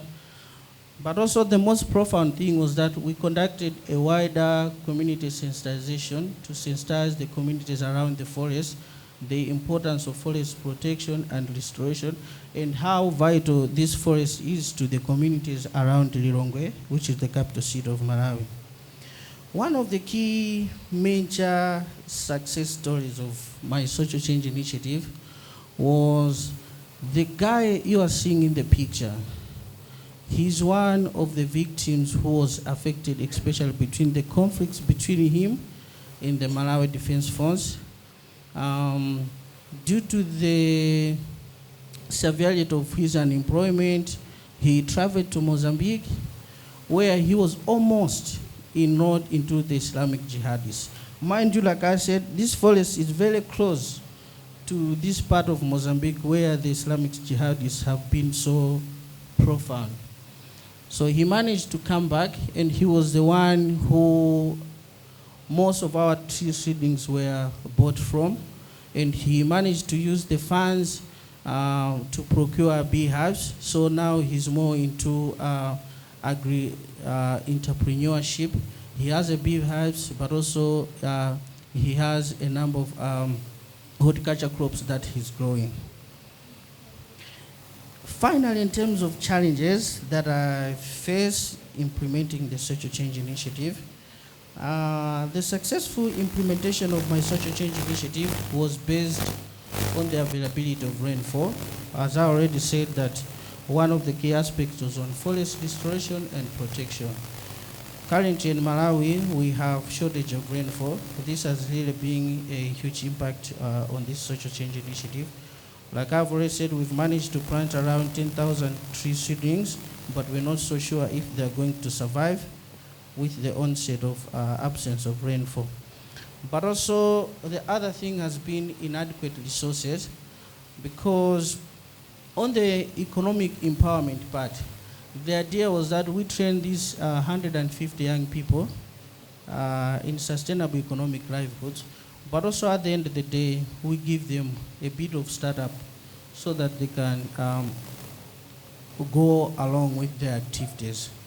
But with regards to this social change initiative, we've only provided trainings and other technical support, but we didn't provide a starter pack for them to go along with their activities. However, I was a bit privileged to receive a bit of funding from UNDP Malawi, a funding of $5,000, which I used to provide the trainings, but also to procure the seedlings for the forest restoration activities. So, thank you so much. We link this to the theoretical underpinnings to do with positive peace. You know, Malawi in general is more like a peaceful country, but is it really peaceful? No, because positive peace is something else. It's to do with the systems which are strengthened to make sure that there's development. Malawi has never experienced like a major war, but still more, it's way below the countries which are peaceful. So this necessitated this project. You look at this problem analysis, the most youths in Mzuzu City are the ones who are incarcerated. And they were facing a number of problems like little access to formal education, poor rehabilitation programs inside the prisons, and unemployment rates was very high, and little access to vocational skills. So for me, I just had to conduct a needs assessment on this, and these are some of the statistics which I got, pertaining to how the beneficiaries were faring on the areas I wanted to do my initiative. So you see the literacy levels, 9%, employment rate, 30%, and you go that other side, you find that there is also low access to rehabilitation initiatives. So my theory of change wanted to go like this, and this one, I'll quote it directly from here, so that you should get it as well. Yeah.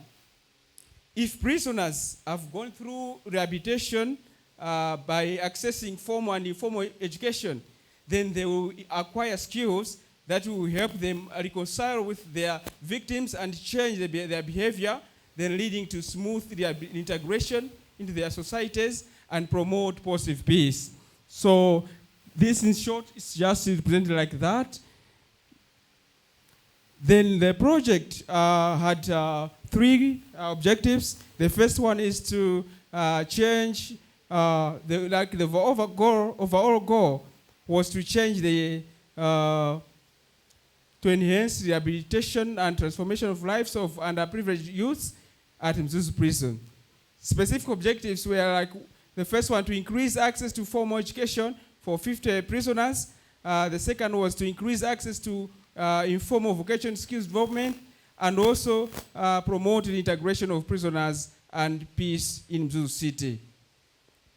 So these are some of the activities which were conducted: needs assessment, resource mobilization, support female prisoners with learning materials, train prisoners in vocational skills, conduct restorative justice meetings, form peace clubs. So in short, this is a photo when we were conducting a needs assessment, and we identified 126 beneficiaries from this, because first of all, we wanted to let the prisoners know that they have their rights to participate in these activities. So we came together and invited few representatives from the prisoners. So on resource mobilization, I was privileged to work with the organization which I'm leading, STRAD, Stimulus for Transformative Development, and through this, I was able to mobilize stakeholders to see what I'm doing and appreciate why we need this project. So we were able to mobilize some resources from a partner called Think Malawi, and those are some representatives from Think Malawi. It's a partner from UK. That's another activity. We supported with some teaching and learning materials, as well as school uniforms to the learners at the girls' secondary school in prison. Peace building and restorative justice meetings also took place within the prison. And with this one, 20 prisoners were reconciled with their families, and also 2 peace building clubs in the prison meet monthly now. The outcomes, they are just immediate ones, like enrollment of young female prisoners, that's increasing from 26 to 61, and also the pass rate of young female prisoners increasing by 30%, and also positive peace knowledge increasing among beneficiaries. In the long term, the number of underprivileged youth that it offends, normally, most of the youth, when they have been released, they come back to the prison, so they were keeping on offending. So this is ongoing, and the project is ongoing. We'll be tracking these indicators to make sure that our project is making progress. So the case story there at the end, just last year in 2023, a young man who was also a prisoner got pardoned by the president and was also selected to a public university, a direct beneficiary from my project. So the challenges, there's financial resources. They were not enough to cater for a project which is now growing, and with a little I got from partners was not enough, and I'm still lobbying for more support from other partners. Then technical challenges, prison is a closed setting, and for me to conduct this kind of social initiative, I needed to go through rigorous processes of trying to negotiate, write letters, and waiting. So it was a challenge. All in all, the project will continue beyond the time frame of this fellowship. Thank you very much.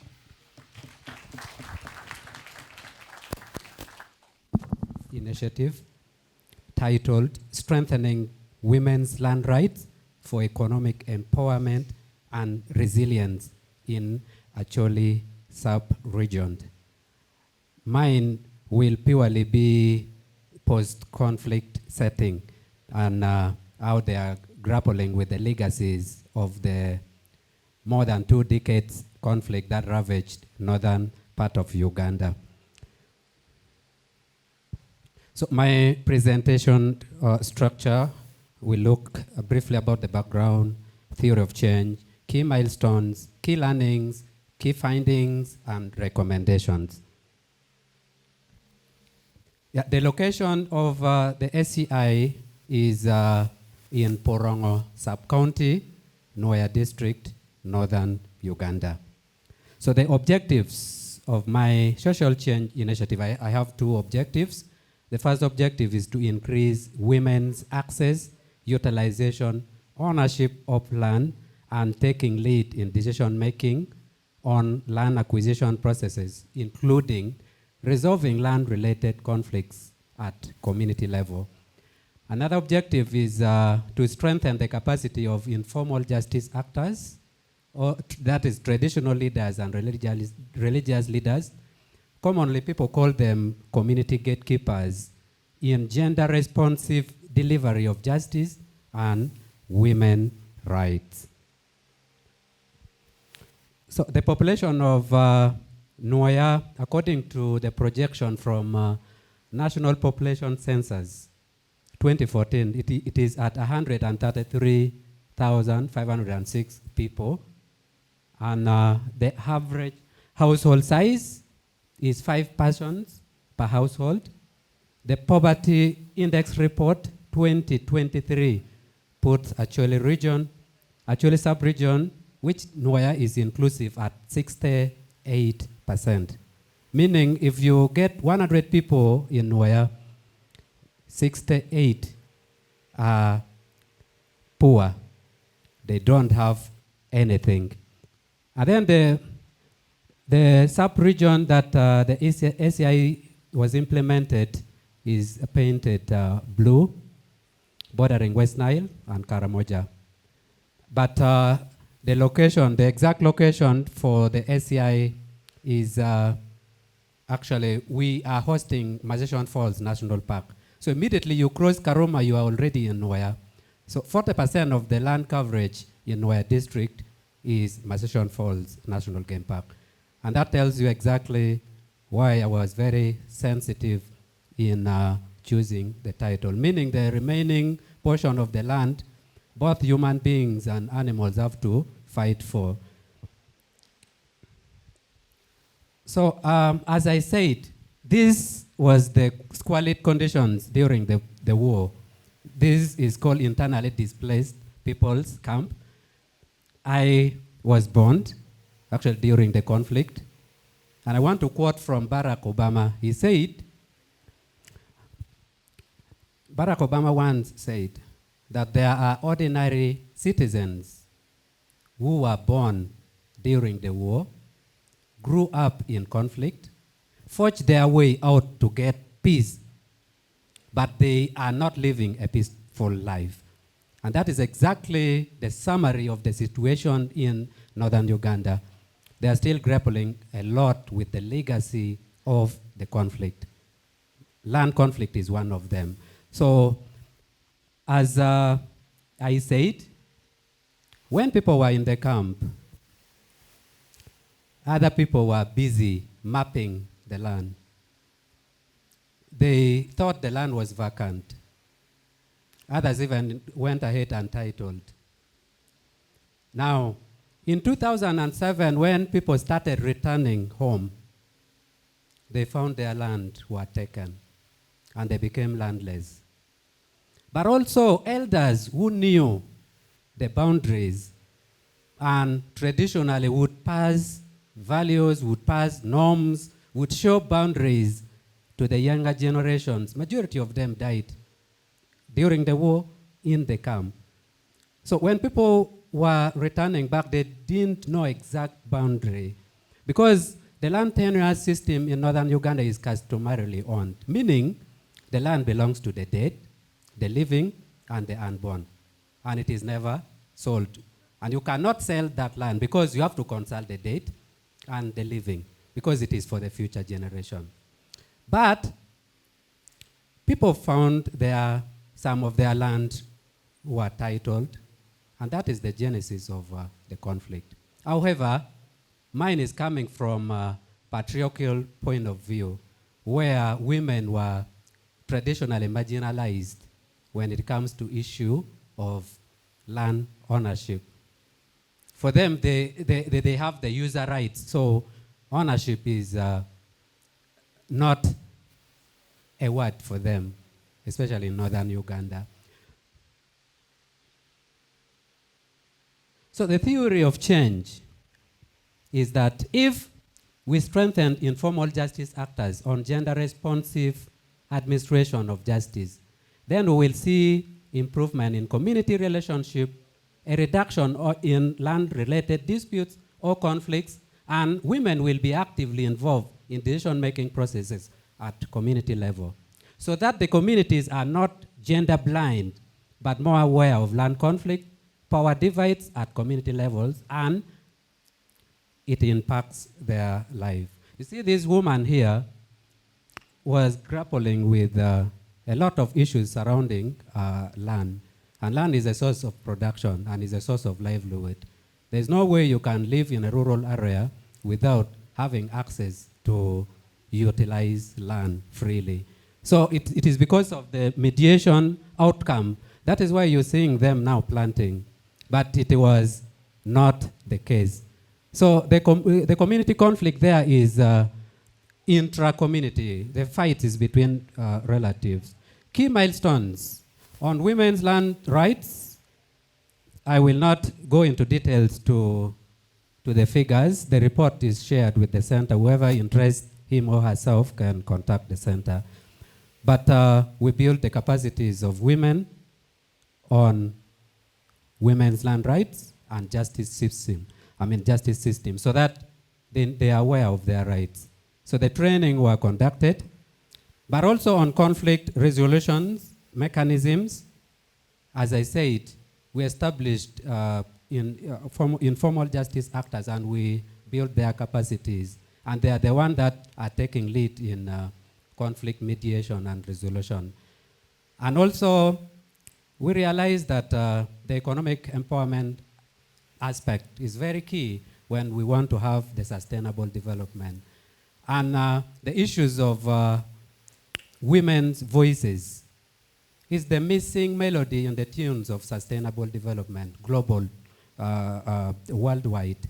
So we realized that if we bring them on the front line, we build their capacities, we empower them, then we will begin now discussing issues around sustainable development. But without their voices, we cannot. So this is the key quote. There is a woman who said, their rights are places such as rocks, mountains, and other secretive sites.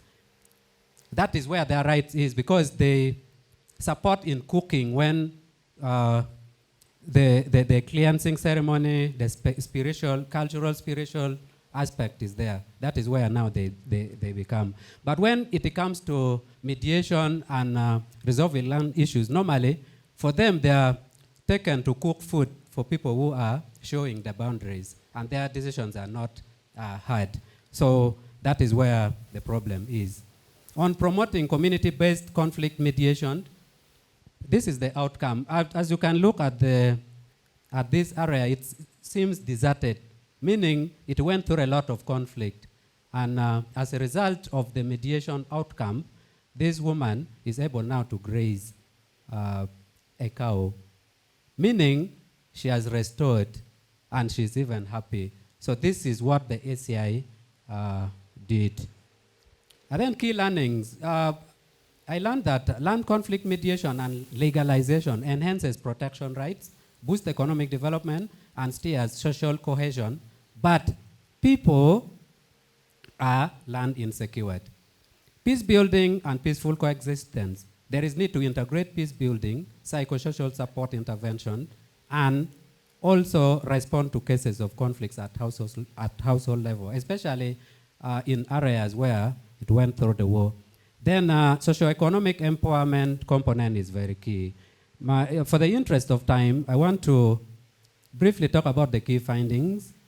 That the issue of ownership of land in northern Uganda is never discussed because literally people have right to access.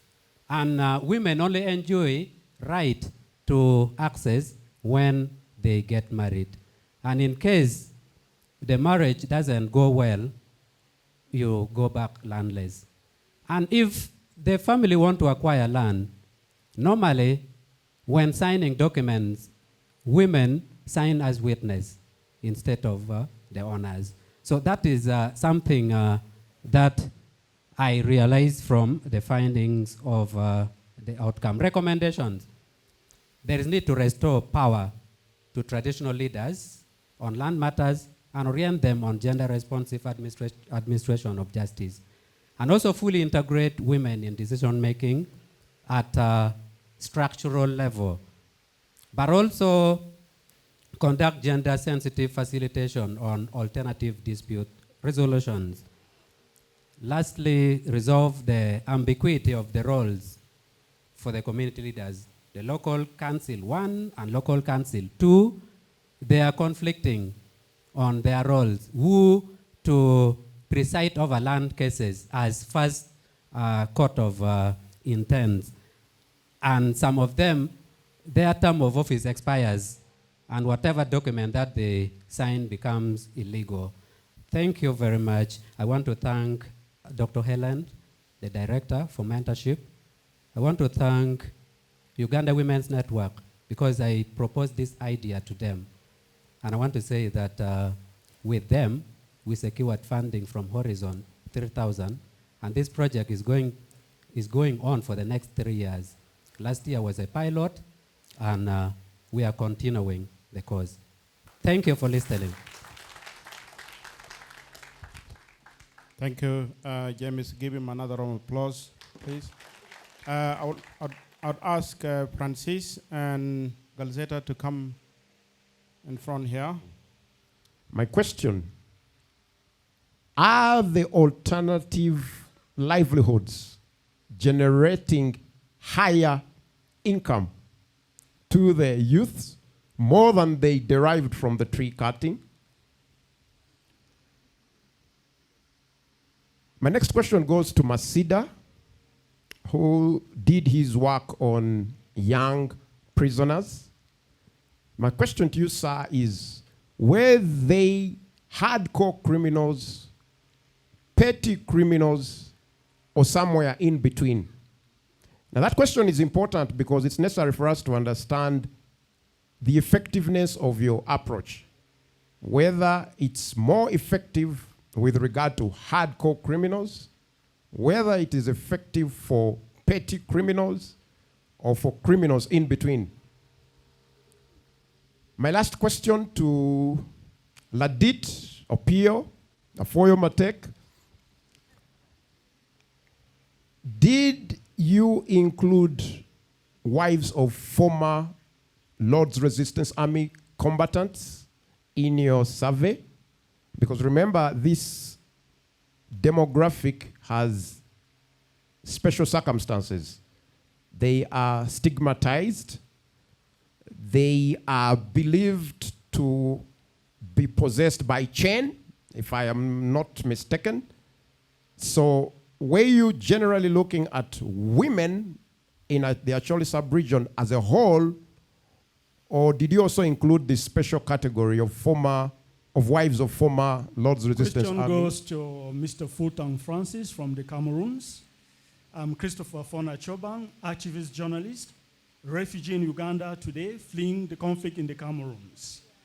When you presented your social change initiative, the background alone speaks of the bleak and the gloom in that land.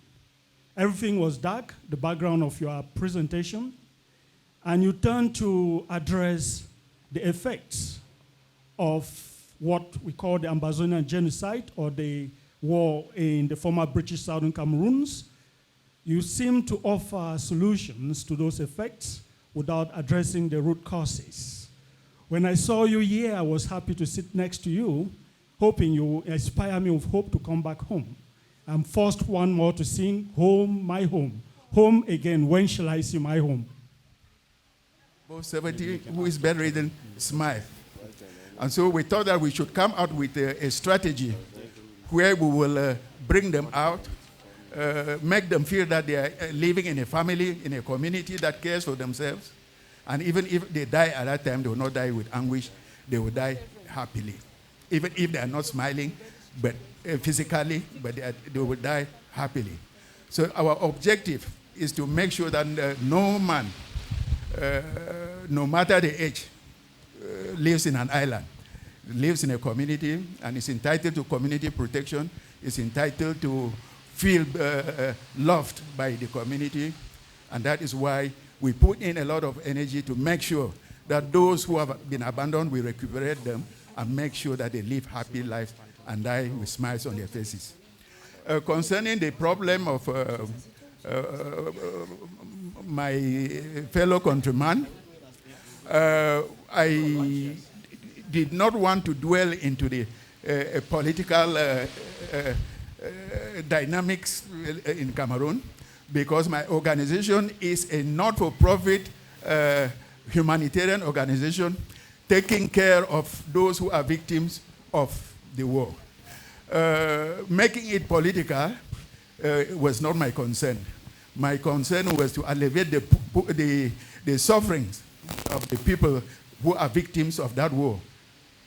How that war came into place is a different story. It's a humanitarian, not-for-profit organization that takes care of the sufferings of old people above 70, takes care of young widows who have been abandoned, whose husbands have been killed by the war, and taking care of orphans that their parents have been killed by the war. How the war started, where the war is going, was not part of my SCI. Thank you.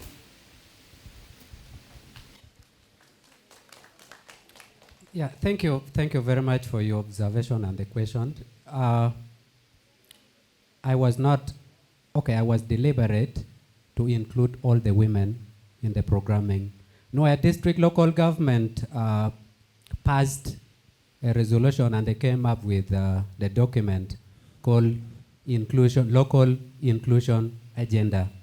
And they work with integrated approaches to programming. Now, only targeting the returnee women will even stigmatize them the more.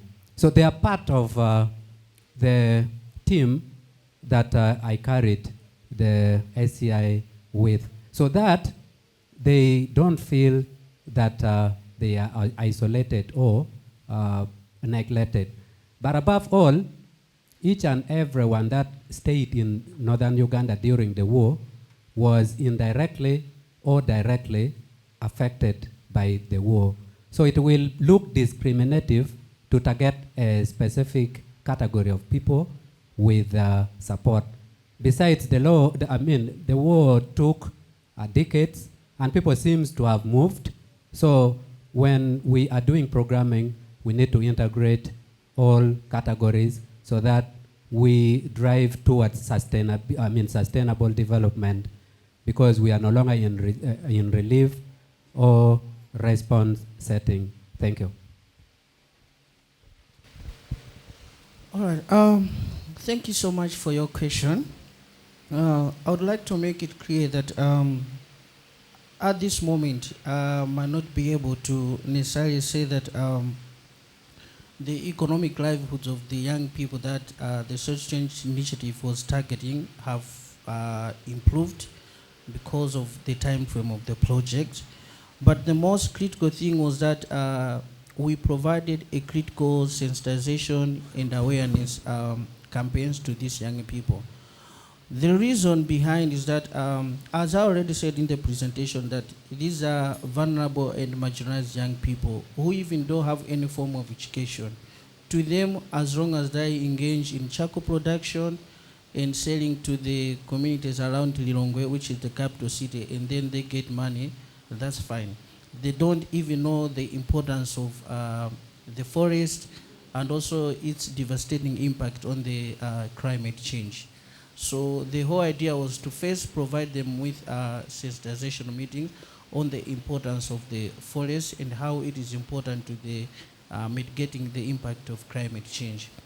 But also I even pointed out in the presentation that this has also been one of the key challenges, because as a social change initiative, we didn't have the much needed resources to provide them with a startup for their livelihoods activities. What we've just done is create 2 village savings and loan groups. So we're anticipating them to kickstart from whatever we've trained them. But we are hoping, since the Rotary International is a wider platform, we are hoping that maybe eventually one way or the other we'll still find funding to keep on with our initiative in the area. So thank you. Thank you, Professor, for the question on whether my initiative is good for hardcore, midcore, or petty criminals. My answer will be both. First of all, let me take you to the prison system in Malawi, whereby there are maximum prisons as well as just district prisons. So where I was implementing the project is more of a maximum prison because it caters for hardcore prisoners. But at the same time, it caters for Mzuzu City, which also accommodates the petty as well as medium criminals. Yeah, so to continue on this, Mzuzu prison has structures for both retributive justice and restorative justice. So on retributive justice, normally it's done to deter other criminals and even as a form of punishment for the criminals or for those incarcerated. On the other side, the person is not just to be punished, but restorative justice is also applied as well through a peace club which I established. Of course, it was there, they did died. We tried to re-establish it through the initiative. So through this one, they try to transform the person to be someone who's a responsible citizen in terms of behavior and all the criminalities. So that's in short, maybe I can say it's for both. Thank you.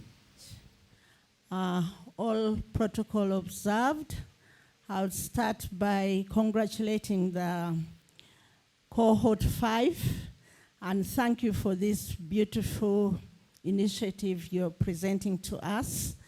And I also want to welcome cohort 7. You're most welcome. Before I go on, we have the district Peace Fellowship chair for our district 9213 Uganda. In our midst, that is Rotarian Connie. Connie, can you wave to the people? Yeah, I think the Peace Fellows, you have had a lot of interaction with Rotarian Connie. And we also have our host counselors for cohort 5 and for cohort 7 present here. I think they are very important and they have taken time off their duties. Others are coming from far places. Can you please stand up so that you are recognized? And wave to the people. Thank you so much for taking time and being here with us. As Rotarians, we are really excited to see that this program is moving on smoothly. And we want to congratulate Makerere University for continuously passing out Peace Fellows. We are looking forward to the end of the presentation and also looking forward to Cohort 7, your next presentation. Thank you so much. I don't have much to say, but as Rotarians, we continue to mobilize funds to make sure that Makerere Rotary Peace Center is strengthened and everything is done for the students. Thank you so much. DJ, let's go.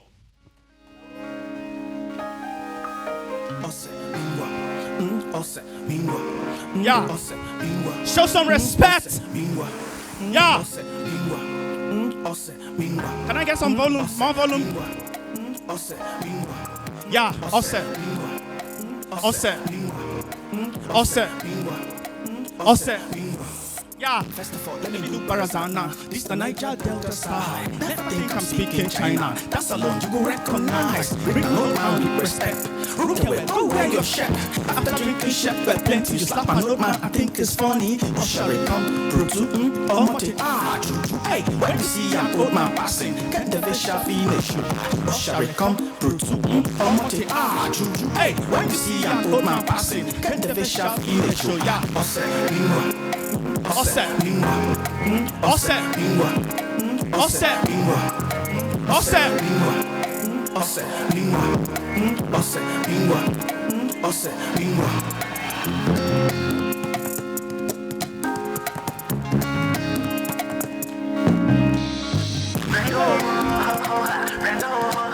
Now, Brando is the good part.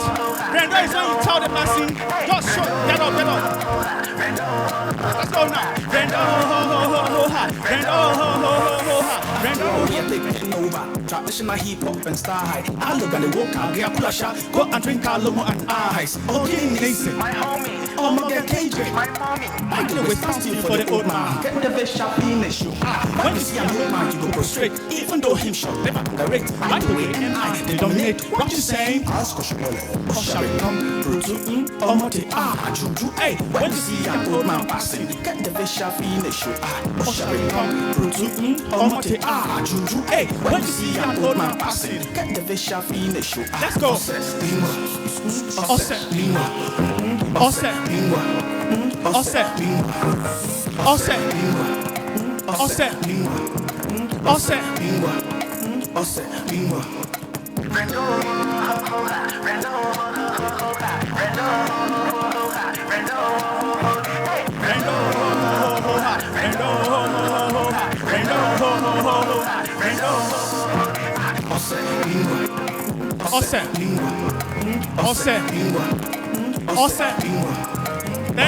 Thank you so much. Thank you so much. Mr. Muhammad Abdu, the Second Secretary at the Egyptian Embassy. Can you just stand up and wave for the people? And please give him a round of applause. I'm not seeing, I don't know why he's seated. Please just stand up and wave to the participants. He's in front there. So we welcome you for representing. Some of the dignitaries who came in the morning were introduced and some have left, but we thank you for being around. Thank you very much. Good afternoon again, ladies and gentlemen. We'll now move to a third round of presentation. And I feel honored to invite Suleiman Kondo Sise. Mr. Suleiman Kondo Sise is from Sierra Leone, and I'm also coming from Sierra Leone. He's going to present on police officers as agents of positive social change. I rose to the rank. The climax of my career in the SLP was when I was promoted and assigned as the director of Community Relations Department. I worked with a lot of people. Soon after I left for UN missions, I was in Darfur for some couple of years. I came back, left the SLP, and went to work as an investigator at the Independent Police Complaint Board. So I will not say I know I've seen everything, but I think I have seen a lot as a police officer. All right? So they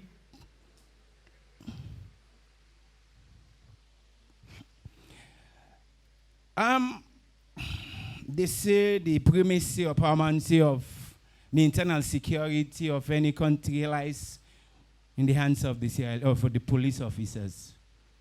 And in Sierra Leone, the Sierra Leone police. All right? When you talk about the primacy and the paramountcy of the internal security, it simply means the police should be in a position to, one, respect the human rights of individuals, be in a position to provide security. And it's a social contract. If the police do their thing, the citizen will also do theirs. At the end of the day, we talk of a secured community, a violence-free community. Now, but when the police negates its responsibilities, what comes in? Chaos and anarchy. Is that not so? And when it's chaos and anarchy, human rights violations, rights of people are violated. I will confidently say, or regrettably say, this was the situation in Sierra Leone for several years. Somewhere around 2000 and 2001, we have the restructuring of the Sierra Leone police, where we had a British former police officer who came to restructure the police. Soon after I left, I can confidently tell you that the Sierra Leone police, its record of upholding and the human rights of the people of Sierra Leone was like admirable. But soon after the guy left, maybe 10 years down the road, we went back to where we came from. It was all about pleasing the big heads up there. So the aim of this, the goal is that the human rights of the communities are protected and upheld by police officers and enjoying a crime-free environment. The objective is to enhance the capacity of police officers to promote the rights of the people in their communities and to strengthen community policing relations to address corruption. My theory of change is simple. As a comprehensive approach in targeting or managing the violent confrontation, it necessitates or there is need for a transformative education given to the members of the police force. So the idea is about training them in restorative dialogue, positive peace framework, and the concept of African peace philosophy.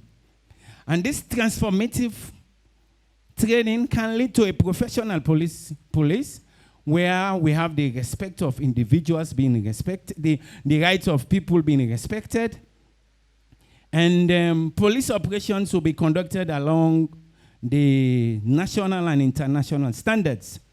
This in turn will build trust, respect between the police and community members, forming the basis for accountability for police actions or inaction, and creating a conducive environment for the realization of the 8 pillars of positive peace. The positive pillars addressed here: 1, still low levels of corruption, free flow of information, good relations with neighbors, and the respect for the rights of others. At the end of the day, we talk about positive peace. The interventions. I wish to state that this project was basically for members of the Sierra Leone police, but on the other hand, I decided to bring in members of the civil society organizations, because if you're talking about bringing an intervention, we cannot isolate the civil society organization. All right, so basically, unfortunately, I was unable to kind of conduct the training for the police because at the time of the intervention, the period, Sierra Leone was faced with the problem of social unrest. It was a time for politicking, a lot of politics, presidential and parliamentary elections. So police took primacy of the security, and to get police to be part of the training was really, really difficult. So on the other hand, we decided to conduct training for members of the civil society organization. That was one of the training we conducted in positive peace framework and restorative dialogue and the concept of African peace philosophy. The result and impact. This is basically for members of the CSOs. I would say it's created an access to uncharted territory. What I mean by that, very few people among the CSOs have heard about positive peace and restorative dialogue and the concept of African peace philosophy. Very few CSO members. People were asking me, where did that concept come from? And I explained. So, and we conducted training in that. And there was open and candid discussion by members of the CSO members as to how they as CSOs can contribute to the realization of the 8 pillars of positive peace. Challenges, like I mentioned earlier, timing was not good. We left here around May, and between May and December, it was all electioneering period. So it was very, very extremely difficult to get police officers to be part of the training. So timing was not good for me, and inaccessibility to the police management. That one, basically, like I said, I was a former police officer, and most of the senior members in the Sierra Leone police are my former colleagues, my peers, and realizing that it was Sulaiman Sisi coming, most of them were like not too satisfied. And the others also has to do with the fact that as an investigator at the Independent Police Complaint Board, they thought it was a witch hunting scheme. So it was very difficult for me to contact them. We also have funding. Funding was hard to come by. I wrote a lot of project proposals to UNDP or other agencies, and nothing came, so unfortunately no funding. Police resistance, on the other hand, like I said, they thought that it was a witch hunting thing, so they refused to give me access. And the recommendations at the end of the day, these recommendations as a result of the training we conducted for the CSOs. All right, one of the recommendations is about enhancing. These recommendations came from CSO members and media practitioners. Enhancing recruitment and training process, strengthening internal and external oversight, implementing community policing, and invest in police welfare and motivation. That will lead to professional policing. Sustainability plan, we talked about training of trainers to the police daily activities, training of local policing partnership board. We have incorporating the concept into the Independent Police Complaint Board outreach program. We have an outreach program at the IPCB, and institutional partnership for institutional training. This one will involve the Anti-Corruption Commission, the Human Rights Commission of Sierra Leone, the Independent Commission for Peace and National Cohesion, and the Independent Police Complaint Board. We thought about coming together, train our personnel, and use the knowledge to disseminate to wherever we are, and utilizing police effort, police officers with master's degree from the University of Bradford. We have a lot of police officers with master's degrees from Bradford University. They are just seated there, nothing is happening to what they do with their degrees. At the end of the day, thank you. I salute you. And questions, with questions and answers, it's 45 minutes. And each of you is expected to do your presentation between 5 to 7 minutes. So I advise that those who are coming next should take note of the time, and will accept 3 questions at the end of their presentation. We have 3 sets of presentations. 2 more sets of presentation awaiting us. I now call on our next presenter, Shiniade.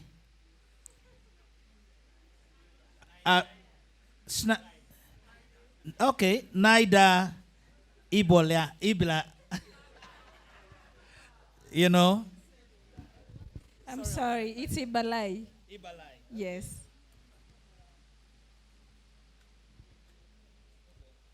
Good afternoon. I'm Sinaida Ibalai. I'm a police officer by a profession. I work with the National Police Service from Kenya. I'm currently attached to the Kenya National Highway Authority. We're dealing with weighing of truck and truck drivers from Kenya and other parts of the East Africa community. I work in Mlolongo town. Mlolongo town is along Mombasa Road on your way to Mombasa, for those who have used the road to Mombasa town. As my topic has been, I'm going to ask you one question. What is the relationship between your youth or you yourself and the police in your country? I know the answer is going to be the same.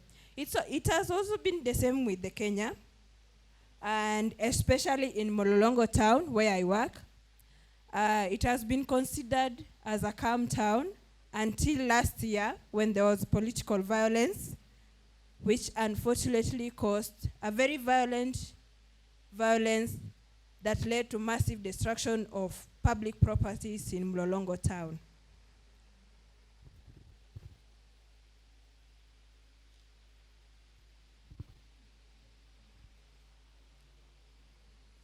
I'm going to start with the introduction, which I've already done it. And my project was aimed at developing strategies and intervention to foster positive relationship between the youth inside the Mlolongo Way Bridge and the police. Because at the time, the youth inside the Mlolongo Way Bridge didn't have, they developed training and capacity building, which was aimed to foster relationship between the two parties.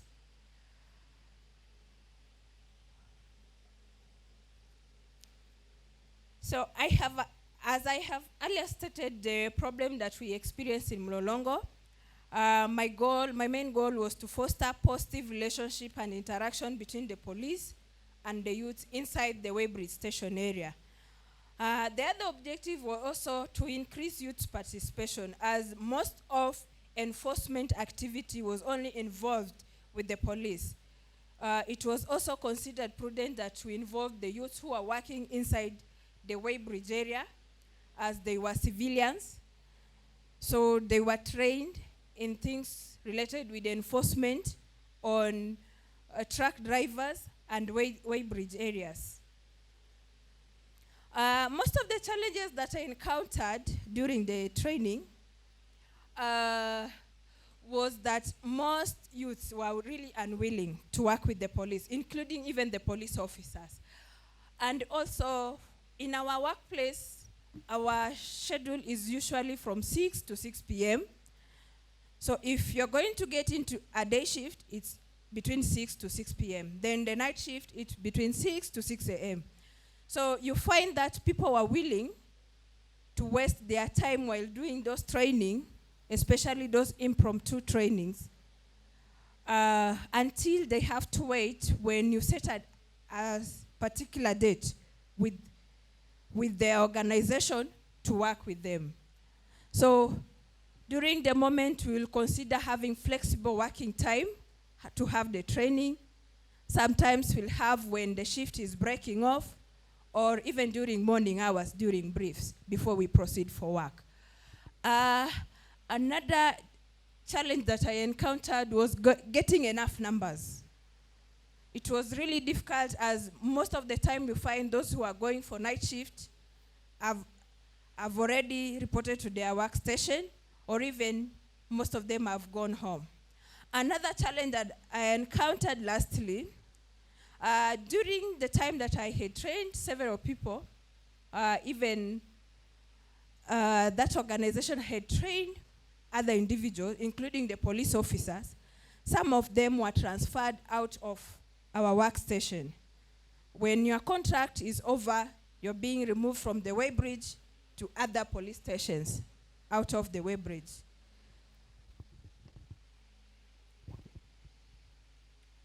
The theory that I used for this project was social identity theory and the contact hypothesis, because everyone really wanted to understand each other and how they feel about the other person and how they influence other people when they are working together, when they are being trained together, and the capacity building which the Kenya National Highway Authority and the Ebenezer Commercial Work instituted inside the Weybridge area. We also included, and during the training, it was structured that everyone was involved in the training. It was not identified that we are going to have this number of people, but the Ebenezer Commercial Work had to inform that anyone working inside the Weybridge area has to go for the training, because it was beneficial to everyone, and it was for the importance of the organization, the running of the Weybridge. Some of the interventions that are included and the activities were the training of the police officers and the civilian working inside the Weybridge on ethics and integrity training and integrity issues. Because in most parts in Kenya, you find that officers in the Weybridge area are being accused of corruption and bribery. So we had to organize the Kenya National Highway Authority and the Ebenezer Commercial Work, organize a training with the help of the Kenya Anti-Corruption Commission to train the officers on ethics. There was also a training on communication skills, which was very important, as some of the civilians who are working inside the Weybridge will never understand most of the communication skills that the police deploy during the time. Because at our workplace, we use communication systems which only allow to use pocket phones. So it had to train even them to be included and given those equipments to use during communication during work hours.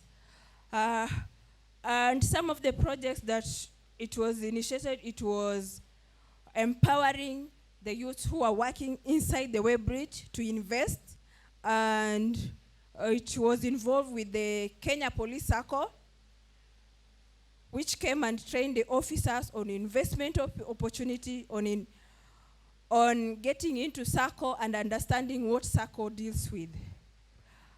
We also included discussion on conflict resolution and conflict management, because most of the time you find the civilian and the police get involved in an alteration which leads to them not working together, and you find that most of the work is left behind. Sometimes we go out of our workstation area along the highways around Kenya. So if you don't know how to solve conflicts, especially dealing with truck drivers, you'll end up being stoned while you are at work. So sometimes it involves training them. We train them on negotiation skills, on listening to truck drivers' opinion, and incorporating truck drivers' opinion into our work, so that to make sure that you come out of that work while you are outside there in the field, you come back home safely. And there was also a training on positive peace, which we did for 2 sessions. And I initiated it because I wanted everyone in my workstation area to understand what positive peace is and negotiation skills and conflict resolution. I also allowed them to facilitate some of this session because they're very important when they go outside there talking to other individuals.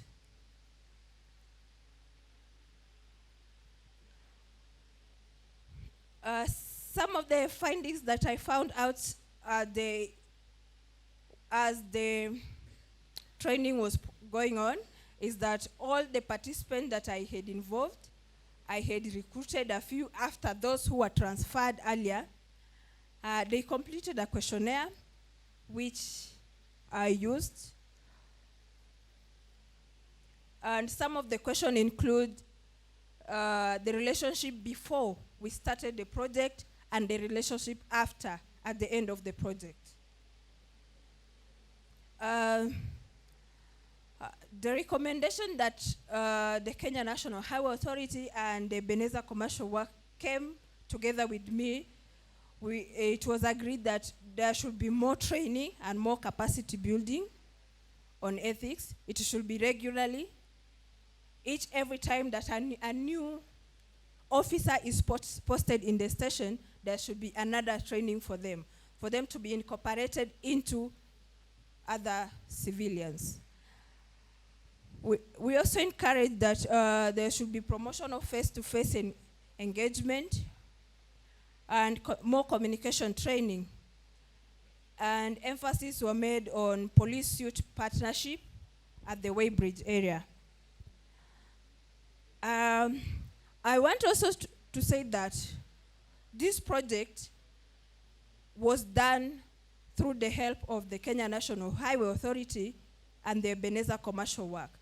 And when I went back there from Makerere University, I found them having the same project. So they just incorporated me into their project because of my schoolwork. And I know they will continue doing this because it's part of their work administration and training. So that should be the sustaining plan for the project. I want to appreciate the Makerere University Rotary Peace Center, the Rotary International, my host and mentor, and my colleagues, the Peace Fellow, for the opportunity you gave me and the help that you gave me during the course. And also the team at the Kenya National Highway Authority and the police at Mlolongo Weybridge. Thank you. Thank you for that presentation. I'll continue to remind you that time is of essence, and I'll now invite the third presenter. Everyone. Yeah, I'm Gombet Claudia. I'm from Cameroon, and I'm a journalist. So, today I will be presenting on media and conflict-sensitive reporting, a case study of the Anglophone crisis in Cameroon. This project started in November 2023 and was completed in January 2024. So, before we get into the depth of our project, I would like to briefly introduce the background of our study by giving us a brief timeline of the Anglophone crisis. So the Anglophone crisis is a crisis that has been existing for decades, but it actually erupted in 2016 with the peaceful protests of teachers and lawyers who were demanding for equal rights or equal justice for the English language and legal systems in Cameroon. And in 2017, this crisis escalated into violence because of government crackdowns in 2016 with the arrest of lawyers and teachers. And in 2017, Ambazonian separatists declared independence of Ambazonia. From 2018 to date, there has been an ongoing humanitarian crisis. We've had a national dialogue, a special status granted to the Anglophone-speaking part of the country, which met a lot of criticisms. And from there till now, the conflict continues as we speak. And we've so far had over 700,000 internally displaced persons with over 60,000 deaths recorded. So our project today aims at analyzing or examining the role of the media in conflict. So I don't know if you've ever imagined a conflict where the war is being fought not just with bullets, but with words. Okay, so that's the case of the Anglophone crisis, and that's the core problem that we want to analyze today in this social change initiative report. So in this report, in this social initiative, we analyze the intricate relationship between media and peace and conflict. And we ask the question, if the media can only if the media can play a constructive role in mitigating conflict, or it only has the potential to instigate or fuel violence. And I think I've already made mention of the objective of the project, which is to examine the coverage of the Anglophone crisis through the media lens. And we aim to empower journalists with conflict-sensitive reporting skills.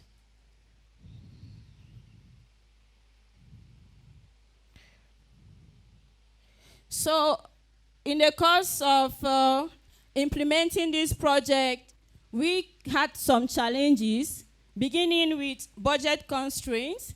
And concerning budget, the project wasn't funded. It was a self-funded initiative.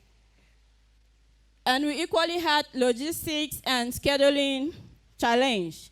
So the project was, we had issues with timing of the project and scheduling the project, because it was difficult for us to have a conducive time for every participant and facilitators. So we had to contact them individually to get their free time and schedule the program accordingly. So we'll go to chapter 2, which is the literature review. And at this point, I would like to call us to understand what conflict-sensitive reporting is. So conflict-sensitive reporting is a critical approach to journalism that aims to minimize harm and promote peace-building efforts by considering the complex dynamics of conflict zones. That is to say, when you are covering conflict, that's journalists, or today we have even citizen journalists, when you are reporting about conflicts, you have to be sensitive. You have to be mindful of the words, your language, the choice of what you use in order to minimize harm. And we equally look at the principles of conflict-sensitive reporting, which are the principle of doing no harm, contextualizing your report, and being accurate and impartial in your reporting. We equally analyze the media reporting of the Anglophone crisis using the theoretical frameworks of peace journalism proposed by John Galton. May he rest in peace, because he just passed on over the weekend.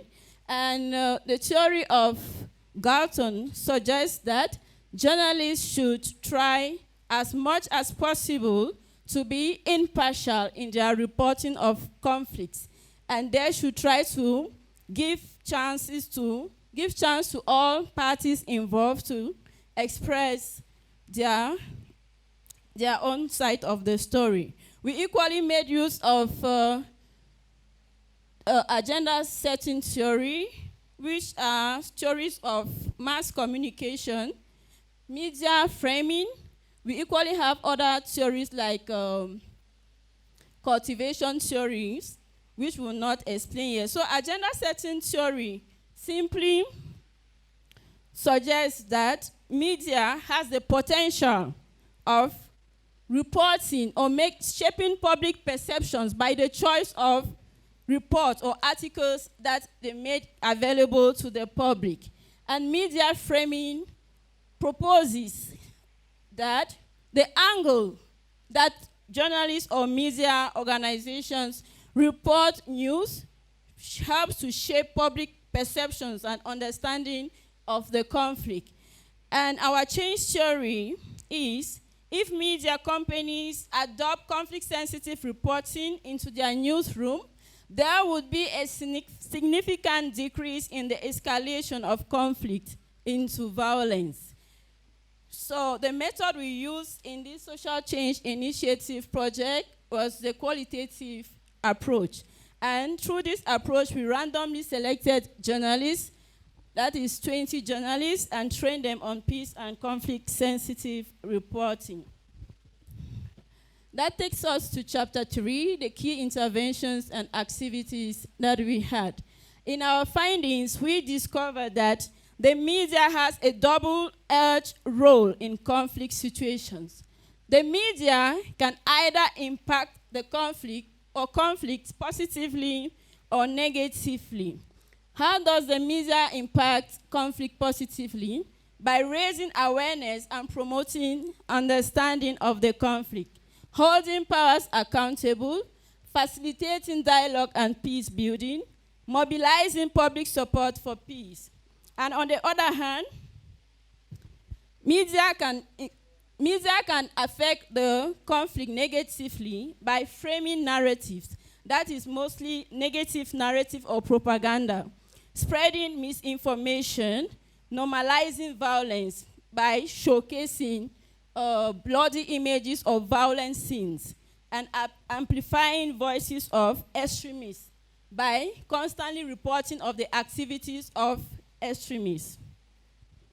So in conclusion, we have some few recommendations to journalists, and we encourage journalists to adopt the principles of conflict-sensitive reporting by applying peace journalism. We equally encourage or recommend to the government to stop propaganda and promote peace, press freedom. To civil society organizations, we encourage or recommend to them to support peace-building initiatives. And to bloggers, citizen journalists, and the general public, we are calling on you to think before you share. So our sustainability plan for this project is to partner with NGOs. And when we talk of NGOs, we have in mind NGOs like Newsetter, Network for Solidarity and Development, Network for Solidarity, Development and Transformation for All. We equally have in mind Defy Hate Now, those two organizations have been working constantly to promote media, responsible journalism. So to end our presentation, we have a call to action, because this social change initiative is not merely an academic exercise. And in this light, we are calling on all of us to work in collaboration, because media or peace building is a continuous process that demands the collaboration of all the stakeholders to ensure peace in conflict zones like Cameroon and beyond. And to journalists, like we earlier said, we encourage them to adopt the conflict-sensitive reporting approach. And here you have the coverage or media report of the training workshop that was organized with journalists. And you see images of the activity. Merci. Thank you. Thank you, Claudia. Ladies and gentlemen, I now invite Kennedy Monari. Okay, thank you very much. My name is Kennedy Monari, and I'm going to be very brief because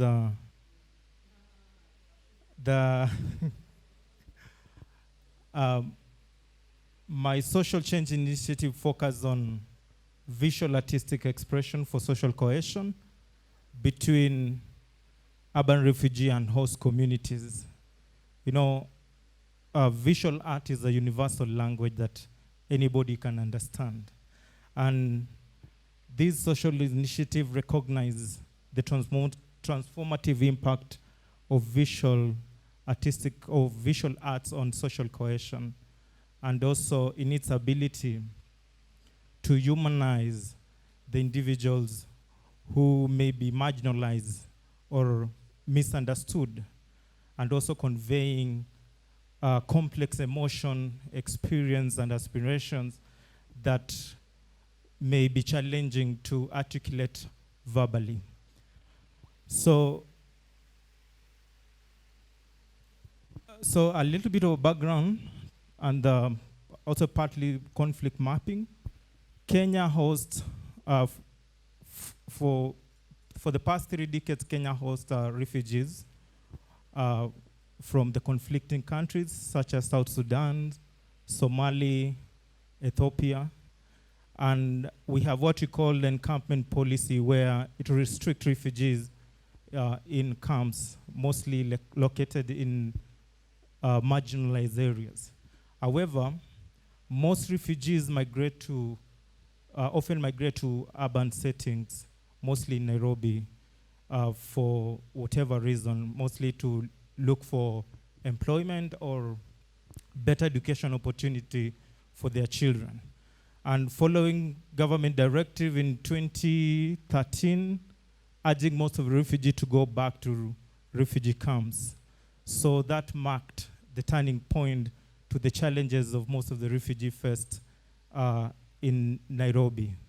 And in 2021, I also conducted research focusing on the integration of urban refugees in the host communities. And what I discovered is most of the challenges the refugee face is a lack of understanding among the local communities regarding the challenges the refugee face. So in many instances, misconception and stereotyping exacerbate what we see there: social division, exclusion, discrimination, and at times xenophobic attitudes towards the refugees. So that is the objective that guided my social change initiative, that I use the visual art to create a platform for dialogue and exchange of experience between host communities and urban refugees, and also to encourage open communication, understanding, and empathy between the two groups, and many more. So the overall objective was to bring the refugee together and promote empathy, understanding, and peaceful coexistence. That is a visual presentation of the theory of change. And the theory of change is grounded on the assumption that if visual art is implemented, then it will bring host community and urban refugees together, and eventually it will promote social cohesion, understanding, empathy, and peaceful coexistence. Now, the intervention. First, we began with the workshops.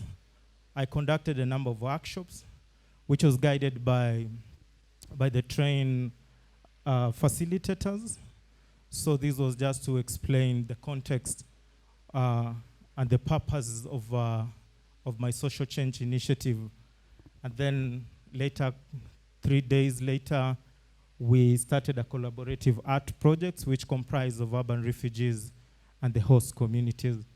And then after that, dissemination of ACI outcomes, both virtually and physical presentation that I conducted, and also the community dialogue. So the key findings, this initiative promoted dispel the stereotypes and foster empathy, and also deep understanding of each other, learning from the experience. Actually, this was like refugee reclaiming their narrative and also trying to, the host community to get the insight of unique challenges that the refugee are facing in the process of forced migration. Okay, these pictures captures the early stages of my social change initiative. However, some of the challenges which I faced was I couldn't find both hosts and refugees in one sitting. So I had to convince people. Sometimes they come today, tomorrow may fail to come. However, I had to continue with the few that would come. And that is what happened. So the most important is this visual art captures the experience of the refugees. And we look at this piece of art. There's a man up there looking downwards to someone ascending the winding stairs. And in his back is burdened with a heavy, bright bulb, trying to reach at the top. So in their experience is the man at the top represents the authority overseeing the refugees. And this is the refugee trying to integrate into the host communities, right? However, he has to navigate so many challenges and bureaucratic processes to integrate.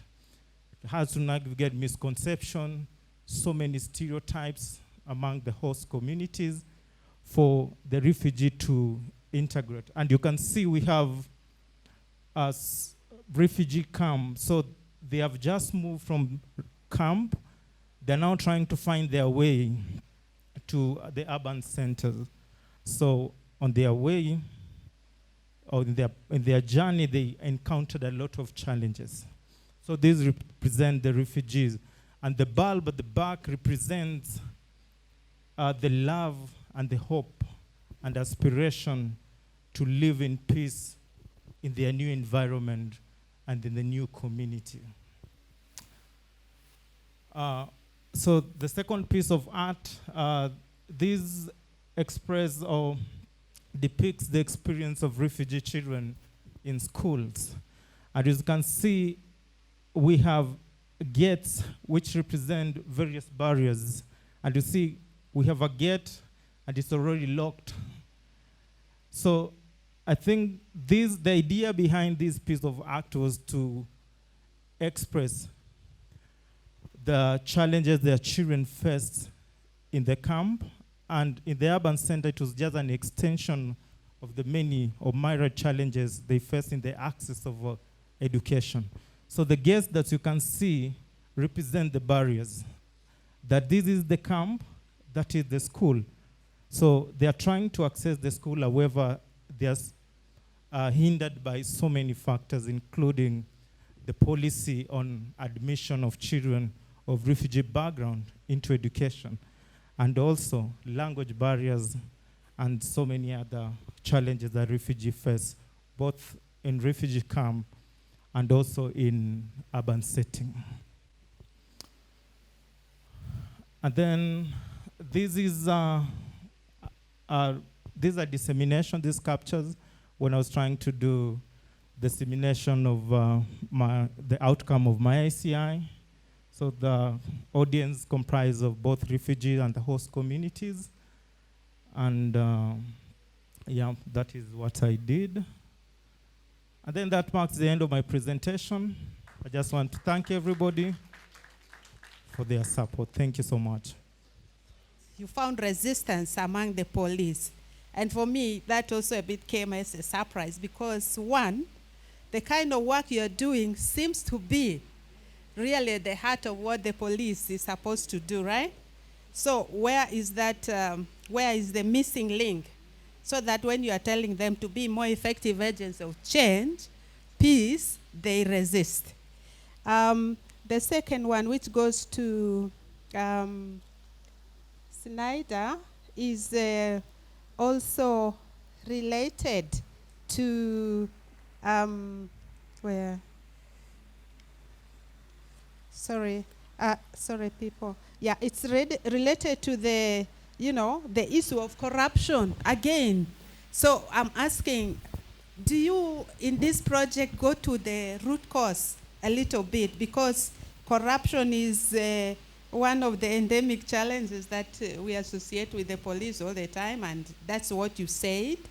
And so ethical problems are there among them, and then we are also supposed to be under them in terms of surveilling us and ensuring that unethical people are nabbed. And so those dynamics. And then my question goes to Kennedy. Why does Kenyans don't allow refugees to be in urban area? Remember, we are coming from different countries, we are coming from different areas. Some were born in the villages and others were born in the capital cities. And it's very challenging for someone who has been born in the city to be put in the camp where they have farmers and words to do. And my second question is there any condition for someone to be a refugee in Kenya? Thank you. For the energy that you spent. I'm asking something to my senior colleague, Suleiman. It's related to what Sister said. At the heart of this project is using the police officers as change agents. And in your change theory, you articulate the end state. But when you go to your challenges, everything, even your colleagues who would have been your mitigating, we are now suspicious about you.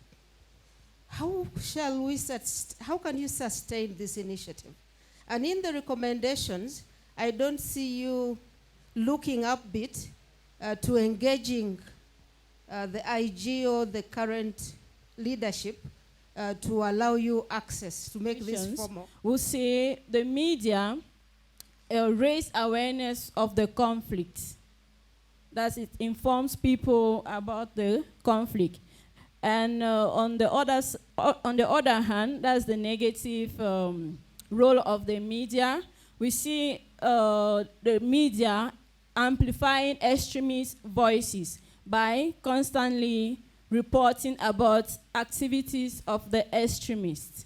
So in addition to that, we equally had challenges that journalists face in the course of covering conflicts, which I did not present, but that is found in my final report. And some of the challenges include kidnappings, threats.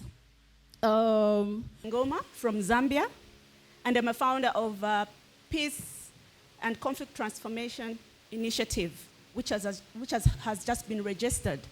I've been engaged in dialogue, promoting youth peace and security, as well as women peace and security. And I would like to mention that I've had a privilege to conduct research on why Zambia has avoided civil war. Of course, including other special countries such as Malawi and Botswana. It is from this background that I've been able to, or rather I appreciate this opportunity to actually implement comprehensive solutions, which are not just reactive, but preventive at grassroots level. So with this social change initiative titled, Promoting Human Security and Peace Education through Transformative Action in Schools and Communities in Kitwe District, Copperbelt Province. And I'm looking at how such countries like Zambia that have avoided civil war or have been relatively peaceful can actually adopt such approaches, such as human security and positive peace, to ensure that there's sustainable peace and ensure that there's agency at the local level to promote peace. So we are going with the understanding that we need to foster comprehensive solutions that are preventive and also empower individuals and communities during times of stability, which is more beneficial. So we want to participate or to contribute to such kind of initiatives that are going to empower the locals. The aim of the Social Change Initiative, promoting human security and peace education in schools and communities. So the aim is to raise awareness among youth and teachers as well as communities so that they are informed to be able to engage in peace building and social cohesion through dialogue at all levels of society. The first objective, we would like to build capacity in terms of engaging the community and also strengthen partnerships and collaboration around human security and peace education in schools.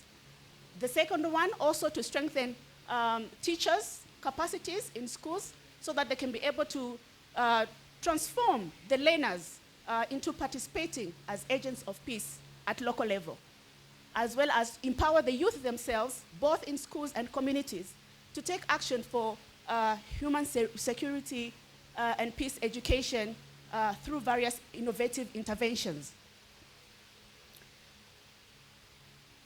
The objectives that I've already outlined stem from understanding this problem statement, which looks at issues of youth and how they have contributed and also how they have participated in violent conflicts.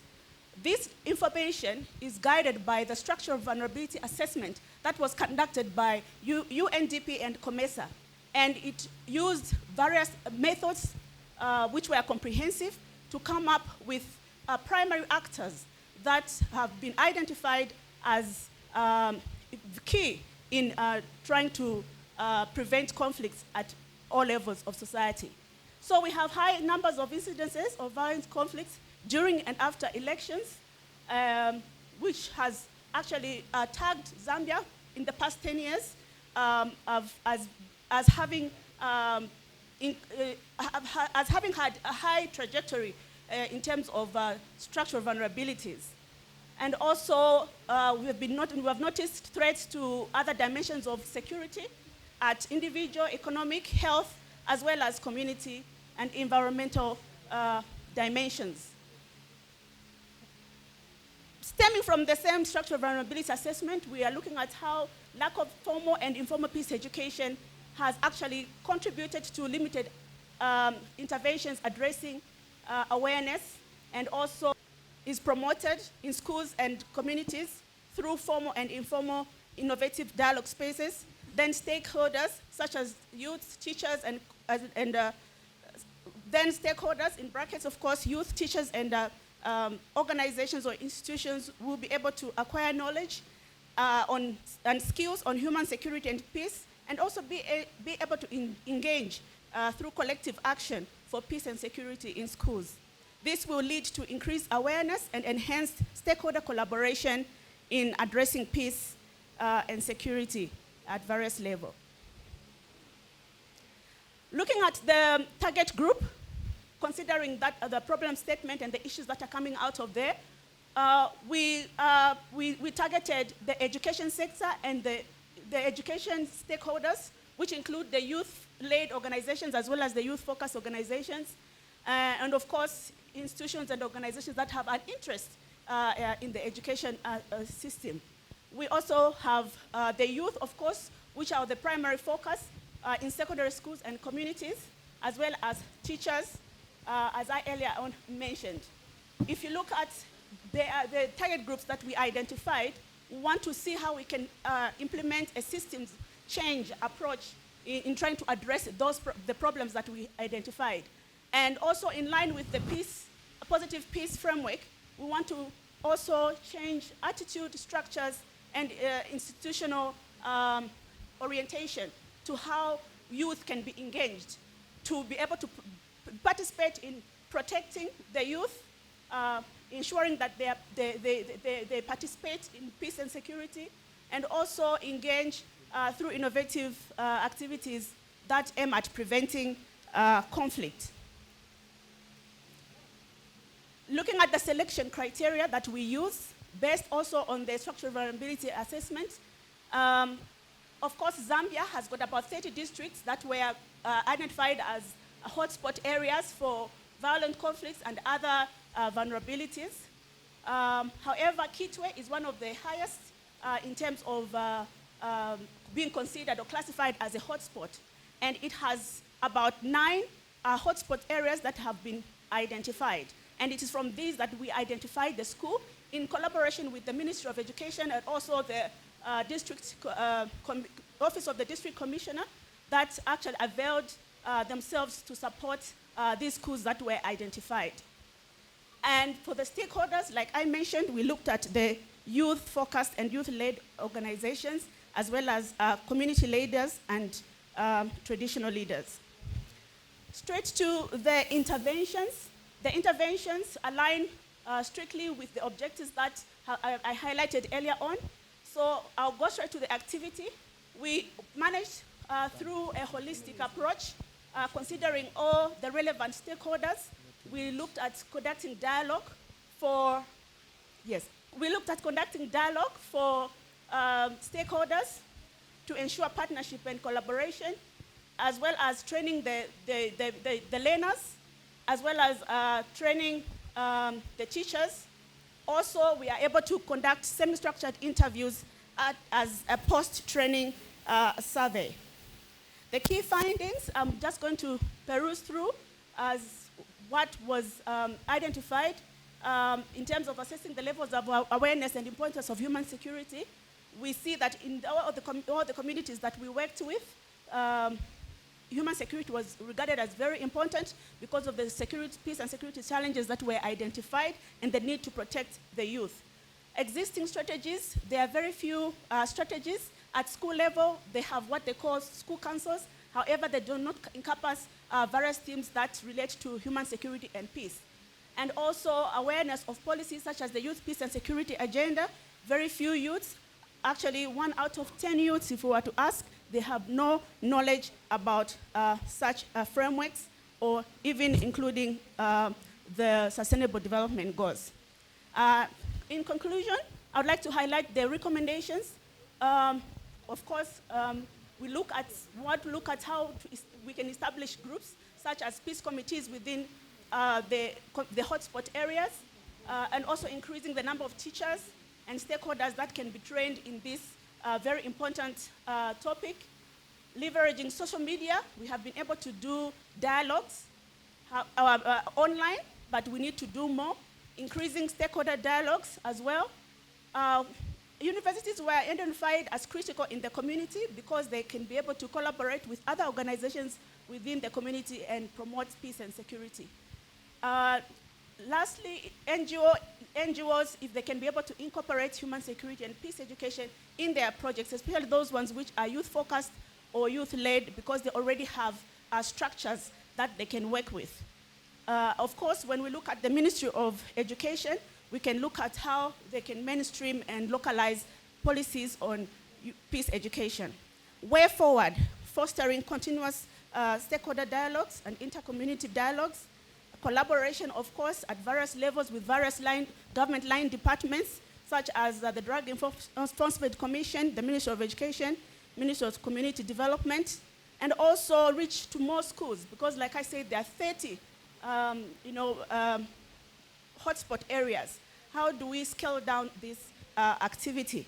And also being able to align our peace-building initiatives that are inclusive and innovative in line with the social cohesion strategy that is being spearheaded by SADC, that will be able to help us mainstream this initiative on a broader scale. And also expanding the advocacy strategy. Funding, of course, is one thing that we need to also look into it seriously, in as much as we were not able to get enough funding, but through my colleagues, my family, we were able to mobilize resources so that we were able to do this kind of programs. that are very relevant and timely.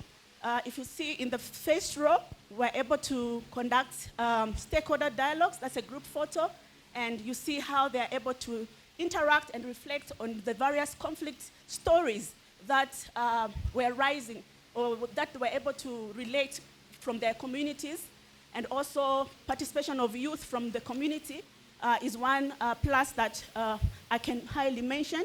Then on this other row, we have the teachers that really provided, insights on how to scale up this project. These are the 4 peace clubs that were formed.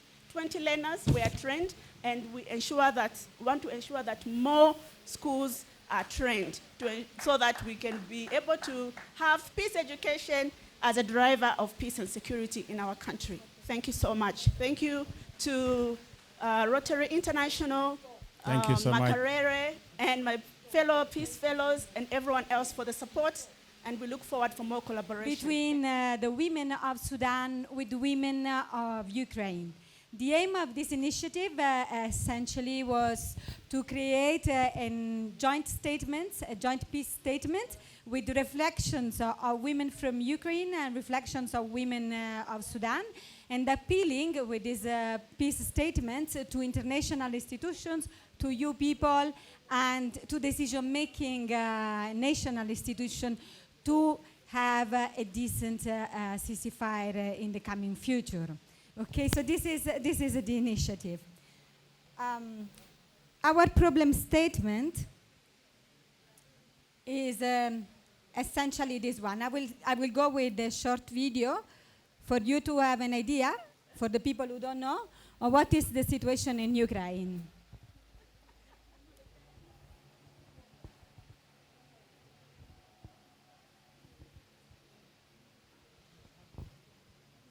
No.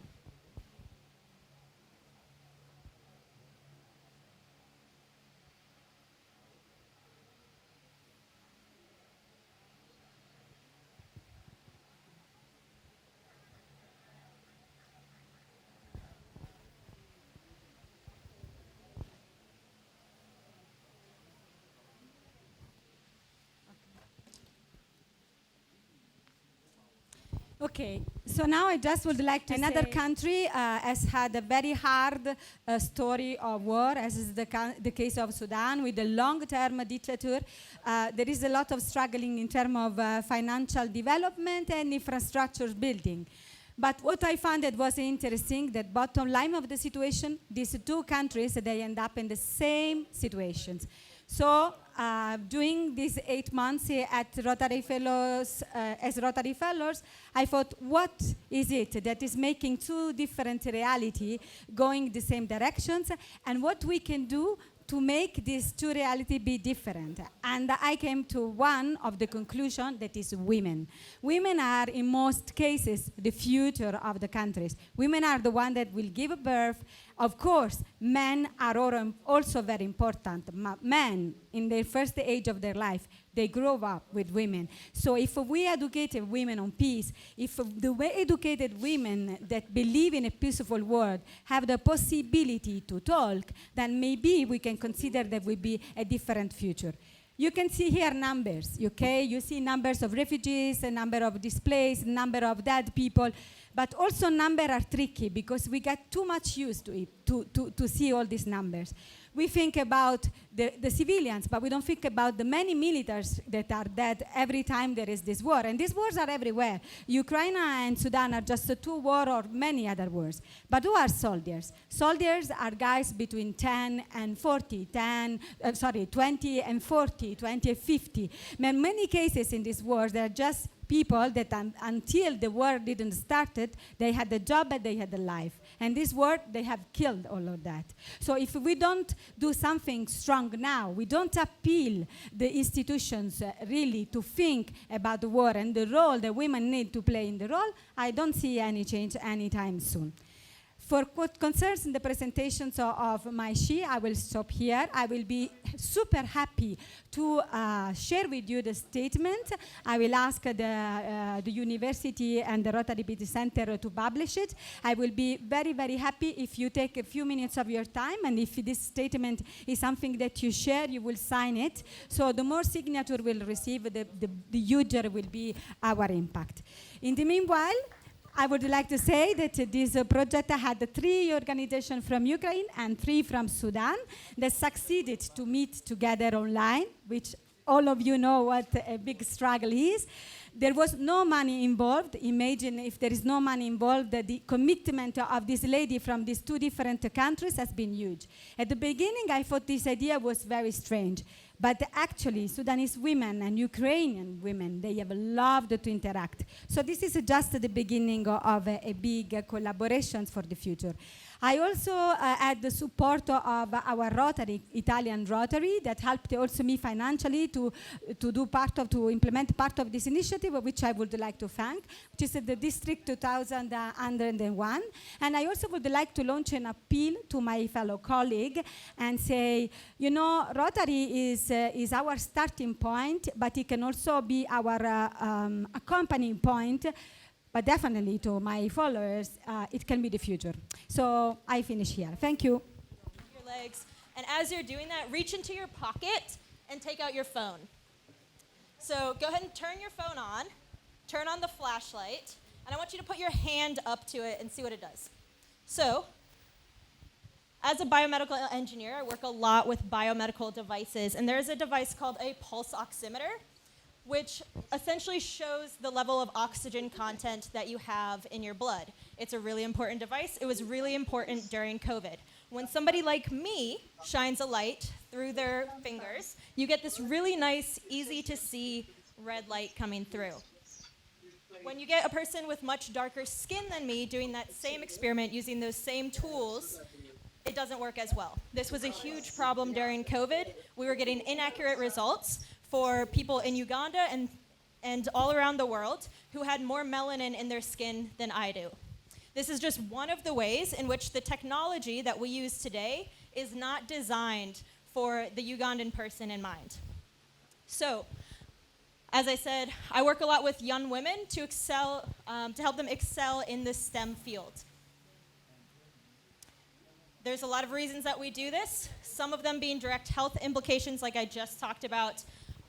Others being, in the same way that technology is not designed for people with darker skin, it's often not designed for women. So there are a lot of medical devices that were designed with male researchers in mind, using the anatomy that they know about their own bodies. So there are all kinds of technology that we use today that is not designed for women, and particularly for darker melanated people. Now, this is a huge thing to address. How do we address a topic like this in a 9-month social change initiative? Well, it's pretty difficult. One of the things that I did, or one of the concentration areas I had, was to say that when women are fully able to participate in the labor market, are fully able to participate in engineering and in STEM fields, they're able to contribute not only to innovation and entrepreneurship, but they're also able to drive economic growth. They're able to create jobs, and they're able to foster this environment that promotes prosperity and well-being for all. So, as part of the SCI, did a couple things to promote the role of the female engineer within Uganda. One of the means I focused on was image building. So I wanted to do this on both a local Ugandan level as well as on an international level. Additionally, I really wanted to target outreach and do specific trainings with Ugandan girls and with Ugandan youth on engineering skill sets. Finally, I wanted to connect Ugandan youth with Ugandan engineers, people who are already in the field, so that they can see themselves in that position moving forward throughout their careers. The ideal situation here is that you have 3 major impacts, one of them being on the individual level. So being able to have more job opportunities for Ugandans who are able to be employed later on in their life.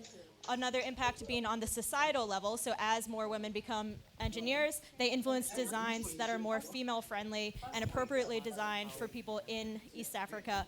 And then finally, on a cultural level, being able to break down some of those barriers and stigmas that currently exist within the field of engineering, creating a workforce that is more equitable, that is more fair, and is more enjoyable to be a part of as a woman. So we did this in a few ways over the past 9 months. I was able to hold 2 outreach days, which ended up being just a ton of fun. I worked with an organization called Smart Girls Foundation in Wakiwa,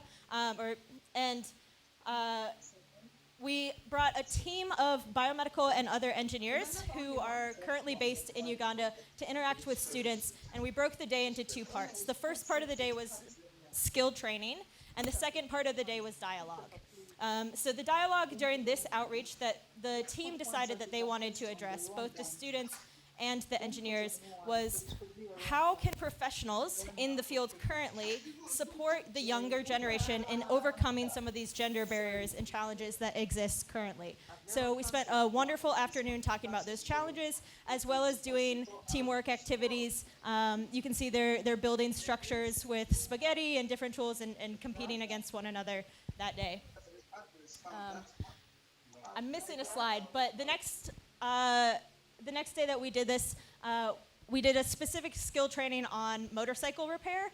That's a side passion of mine. I ride motorcycles. I love repairing them. And so we brought a team to teach motorcycle repair in the morning with a group of with a group of students who are currently training to become mechanics so that they're able to repair bodas around Uganda, which currently is not really done by many women at all, but the students were pumped about it. They really enjoyed the experiment. And then later that day, we did a secondary dialogue, this time between male and female students, and they decided that they wanted to address the question of what does an environment look like where young men and young women support one another in the fields of engineering and in the trades. Finally, I also worked with a school to host a Young Engineers Robotics program. So this is actually really exciting because we worked with several schools throughout Uganda to compete in a robotics training program that will be at the international level. So we've done some of the local side, and now here's the hope to get that image of the Ugandan engineer on the international level. And I'm really excited to share that as of just a couple weeks ago, the team has qualified to compete in the US, in Texas, and I will be traveling with them in April to act as a facilitator while they're in Texas, competing and representing Uganda. So that was super duper exciting. Finally, one of the other really exciting outcomes that will happen moving forward is that we are working to continue partnering with the Smart Girls Foundation in Uganda to create a US-based NGO called Smart Girls International, which will continue to promote the role or the image of the Ugandan engineer on that international scale. We're doing this in a few different ways. One of the big things that we're hoping to get funding for and seems to be progressing nicely is to do an international exchange between engineering schools in the US and with trade schools in Uganda so that there can be skill acquisition on both sides. And we're also using that as an opportunity to generate additional funding that can go into these projects from the US side. Make sure your do as I do. As I do. As I do.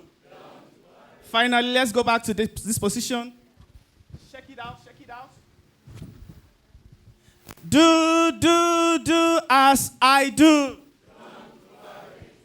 Do as I do.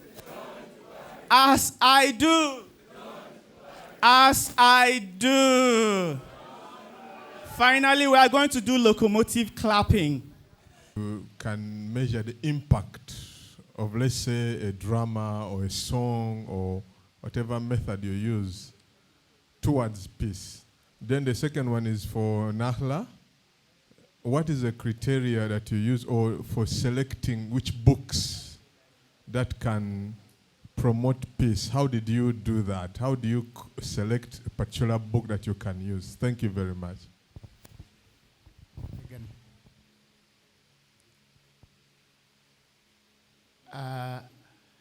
do you select technical oriented girls, or you take any girls? Thank you. That other one thing that you think the fellows should take note of and should improve, then the one thing we should improve as a center. Thank you. Okay, thank you so much, sir, for that question. First, I'd like to emphasize that the objective of my SCI was to use performing arts as a tool for mobilizing conflicting parties for dialogue. So the actual intervention tool that can be measured is the dialogue, the outcome of the dialogue. The success of the performing arts was that it succeeded in bringing together the conflicting participants. This is an experiential project. I've been working within that region. I know how difficult it is to get participants agree to come for dialogues. So we thought it wise that by using performing arts, it will be easier, especially if these performances were staged by children. And the approach worked because, as you saw from the clip, the people came and they watched and they gave their feedback after the performances and they attended the dialogue. So I think that's how we can measure the effectiveness of the performing arts as regards this project. Thank you, sir.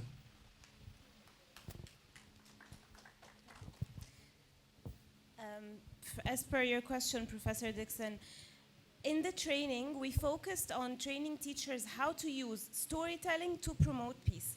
Through reflecting on these stories and allowing the children to have a dialogue with one another and to criticize and to put themselves in the shoes of the characters of the story. And here, the skill that the teachers gained is how, regardless of what the story is, how to come out of it with peaceful values. So we didn't select specific books that promote peace. Our focus was on fiction, although there were other educational books as well, but any fictional story could be reflected on in a way that promote peaceful values. Thank you. And so my question was about how the girls are selected to participate in the programs. Thank you very much for asking it. So for the Girls with Tools program, this is through an established school that recruits students who have fallen out of the traditional education pipeline. So a lot of these students weren't able to continue into secondary school for various reasons. So they were selected from more rural areas around Uganda to come to Kampala and train in welding, electrician work, automotive repair, things like this. So that was through an established school. And then for the robotics program, right now, because there are still so few students, the students who participate are self-selected, meaning they are opting to choose to be in this program as an after-school activity. So these tend to be students who already are inclined towards math and science programs. They're interested in robotics. They tend to be doing well in math and science. And then there's some parental input as well to get them in these extracurricular activities as well. And so these are the students who we particularly want to target in order to enable them to go ahead at the university level. To Maria and Nelson. Yes, very quickly, the one thing I think that this Peace Fellowship is doing very well, even with all the challenges that you have, and we know them, and it's delivering the training program. It's a very complex and thorough training program. And here the only recommendation is to check the knowledge gaps, to have a more systematized content without, or let's say, avoiding to the maximum the repetitions and that. But I think the delivery and the group of faculty that you have. It's a plus on this fellowship. Having reviewed in the literature review I did for other fellowships, this is a very unique combination of faculty and contents. What could improve? I would say, considering what I just explained in terms of how the PPI scores are in all the region, maybe trying to do a different kind of outreach when calling for proposals in order to have representatives or applicants or candidates for countries that have been completely ignored and they are in low and lowest scores in the PPI. So maybe the communication strategy for the call for applications, etc., maybe could be a different one. And in that sense, what the fellows, or what do I consider that the fellows could be doing? I think that the fellows could use this information to see where the gaps on the CSIs are. If we want to keep contributing, maybe we could start thinking a little bit more outside the box in terms of training or doing another kind of initiatives that are not in the catalog. I would call it the catalog or the program, that could make a difference in the history of the program of the fellowship, but also that could help them to, let's say, highlight actions that have not been done, no? And analyze the outstanding results that I identify, because that could serve as an inspiration, of course. And I think that was the third question, and I don't know if I managed to answer all of them, Professor. Thank you, Maria. Next one is Nelson. Thank you so much, ma'am, for the interesting question. So the quick answer would be yes. We are going to be using these chili bombs as your tear gases. But then that's where also the Ubuntu, the indigenous knowledge systems come in.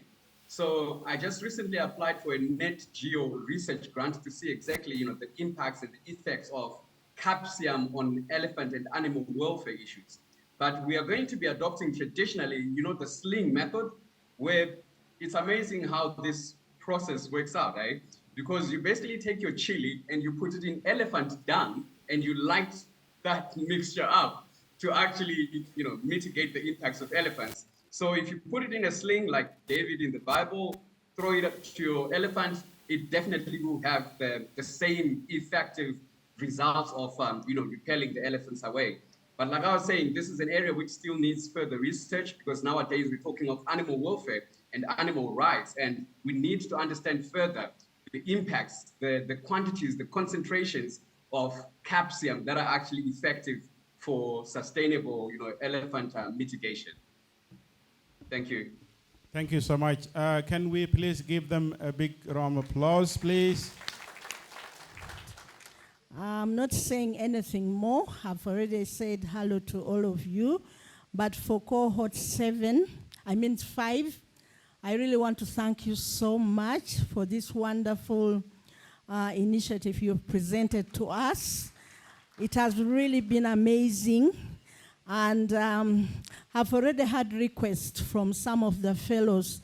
They want Rotary to progress their initiative. And I would ask you to get in touch with your host counselors, because they can get funds from Rotary International and adopt this project, and together you can push it forward. Thank you so much, cohort 5. And for cohort 7, you are wonderful, because the program has really run very smoothly. Thank you so much. So Dr. Margaret will be coming back for us to pin cohort 7 to welcome you with this pin. It is at this point that we welcome you to the Rotary Peace Center.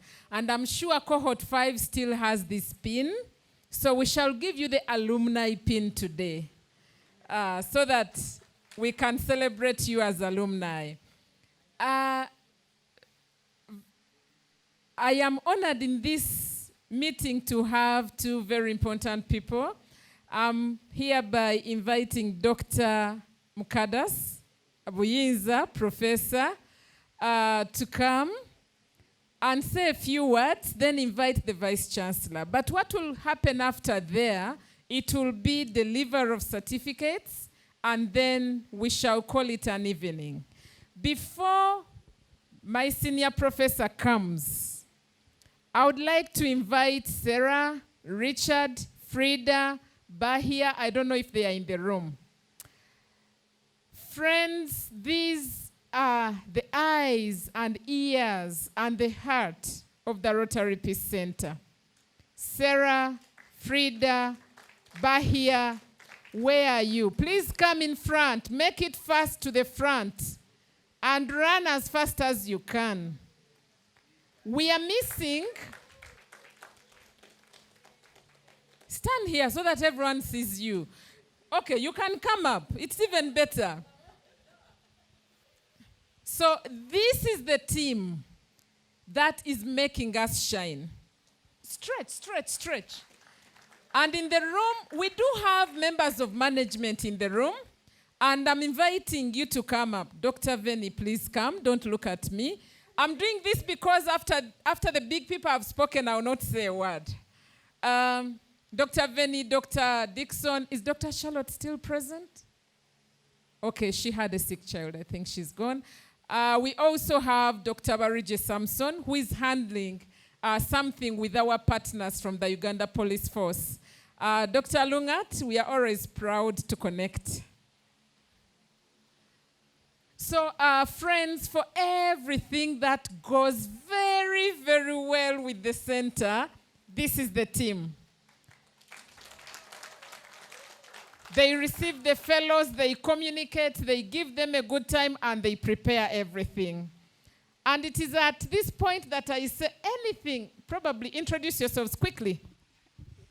Thank you so much. My name is Sarah Lorraine, Communications and Engagement Officer at the Rotary Peace Center. My name is Frida Baitamwene. I work with Rotary Peace Center. My name is Nabaloga Bahia Kakungulu, Administrator, Academic Affairs. Kasangaki Richard, Administrative Assistant, Rotary Peace Center. I'm Babas Veni. I'm an Associate Professor in the Department of Regional Peace Studies, but also I'm Head of Department where the Rotary Peace Center is mothered. And on the Rotary, I'm on the side of administration, and I'm in charge of them. So, but also something you need to know about us is that somehow we are responsible for when we do the selection. So some of you will see your faces when we are selecting, we are discussing about you, and we say, this one has to come because of the social change initiative. You understand? So we are in the kitchen most of the time cooking. My name is Dixon Kanakulia. I'm the research coordinator at the Rotary Peace Center, also involved in the selection management team, and I do other jobs around the Rotary Center. Thank you. So friends, that's the strong team that I work with. As I said, we are missing Dr. Samson Barija and Dr. Karon. For every mistake, it is actually me. So I take all the weaknesses and they take all the strong points, and when we blend the two, we make a very strong team together. So you can go and sit. Thank you very much. Professor Buyinza. She's a board member. Professor Buyinza, you have the floor, and I will request all faculty in the room and hosts, counselors in the room to get ready, because after the Deputy Vice Chancellor, Finance and Administration has spoken, the next activity will be by us. Thank you. Thank you very much, Professor Hereni Nkabala, the Director, Makerere Rotary Peace Center. My colleague, the Deputy Vice Chancellor in charge of Finance and Administration, members of management here present, the principal of the College of Humanities and Social Sciences, the director. I don't know whether we have the district governor with us here, but I recognize, of course, the presence of the director of the Makerere Peace Center. Peace Fellows here present, my colleagues, the faculty, it is a pleasure to be here with you. This is the third or fourth time that I'm coming to witness such an accomplishment, an achievement that is well earned by fellows from not only the region but the world over. It gives me, of course, pleasure to come and be with you on such an evening when we are witnessing achievement, but also we are coming back to reflect on the journey that we've undergone together. I know for sure that I see Professor Eren Kavala did not say, but personally when I entered here, I was really surprised to see that the network, the program has grown to this size. In terms of diversity, in terms of scholarship, and also in terms of perspectives to how you want to transform the world. Of course, I'm happy to learn that members that are here are not only from the academia, but from civil society, from government, and this is the way to go because we believe that the current problems that lead to conflicts, of course, need a diversity of perspectives from different sectors of the economy and the country. Makerere University is, of course, is proud. We are not the best university in the world, but we have valuable lessons to share with each one of you. And I think you carry testimony that during your stay in Makerere, there have been best practices and also some challenges that you wish to maybe provide solutions or be a change agent to. Of course, I know I wasn't here at the beginning, but I know that you've taken enough time to discuss some of the challenges and innovative ways how to build peace. As always, we expect you to come up with a rubric of solutions to how we can really overcome some of the regional and global challenges that really bedevil peace. In the digital era, friends of mine, in the digital era, I know you cannot avoid conflict because for sure, digital era is rich of either misinformation, rich of disinformation. All of this leads to is a recipe for conflict. Therefore, we know for sure that such gatherings present us a platform. How can we provide innovative solutions to build peace that is sustainable? I know for sure that it is imperative that we come together, we build our efforts together for the common cause of peace building. I've been requested to invite my boss, the Deputy Vice Chancellor, but before I do that, please allow me to conclude my remarks by thanking you once again for your active participation and for choosing Makerere as a partner in the same cause of promoting peace. And I know for sure that during the CAPSTONE Conference of this kind, of course, you are exposed to a number of perspectives and also best practices that you could carry home and be able to emulate where possible. For me, I believe that each of us stand up to the occasion. We need to build we need to be strong mediators ourselves and strong advocates to build peace for humanity. With these few many words, it is my singular pleasure and honor to invite the Deputy Vice Chancellor to give his opening remarks. And also, is he closing? After the certificates. And then be prepared to close the conference. Thank you very much. Academic Registrar. Of course, I want to recognize the Rotarians who are here. I want to recognize the coordinator of this program, Professor Helen Nkabala, and the faculty members who are here, the cohort 5 group, and also the cohort 7, which I understand are being introduced to this initiative that they have started. I want to welcome you to Makerere University.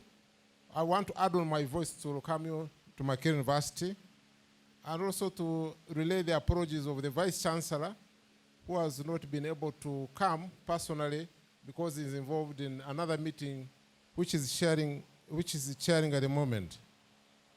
But all the same, he's with us in spirit, and he knows what is happening here. I'll just give a few remarks. One is to thank this initiative for the enormous work you are doing. It's some of these initiatives that make Makerere sound big the way it is.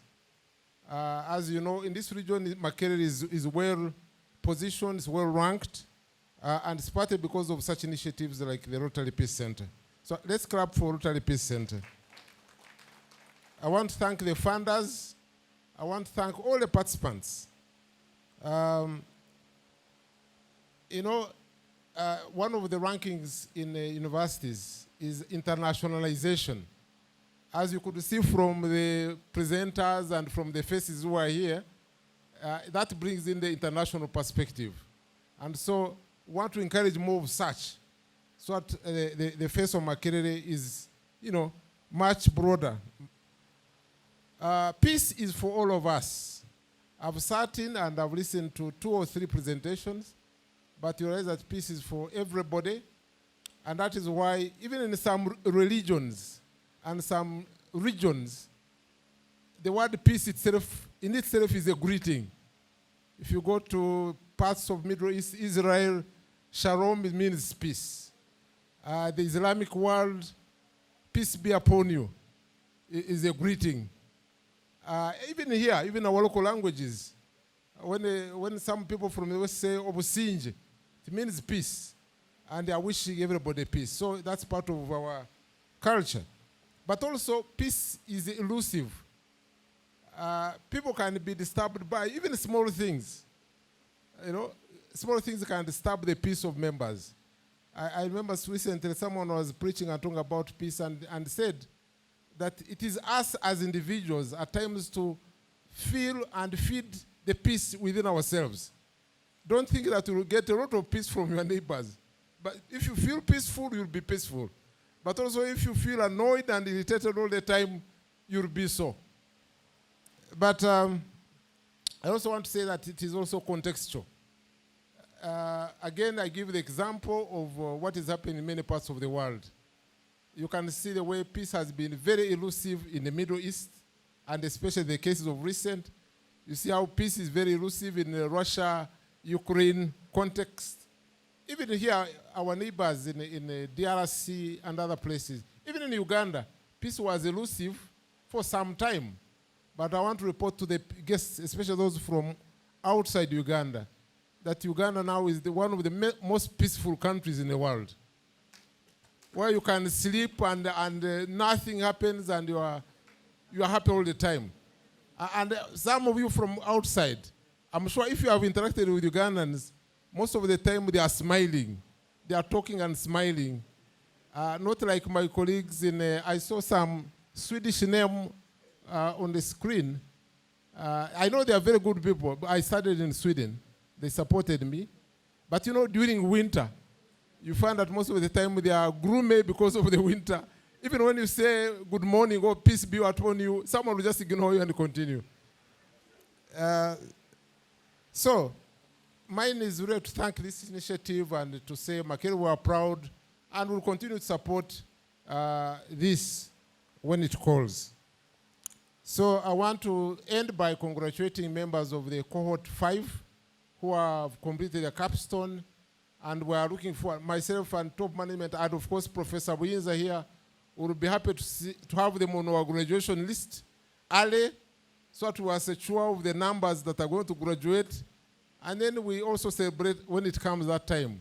I also want to welcome those of Cohort 7, that the experience at Makerere will be as good, or if not better, because now we are also continuously improving our systems. I want to thank you as we build for the future. Thank you very much.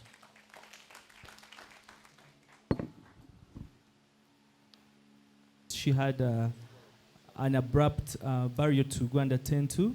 So we're honored, we were lucky to have these fellows trained, and it was surprising that most of them represent what the Peace Center really is up to, its mandates and what they're doing. And from their presentation, we're really grateful. And we believe that when you leave this place, you're going to impact the world more.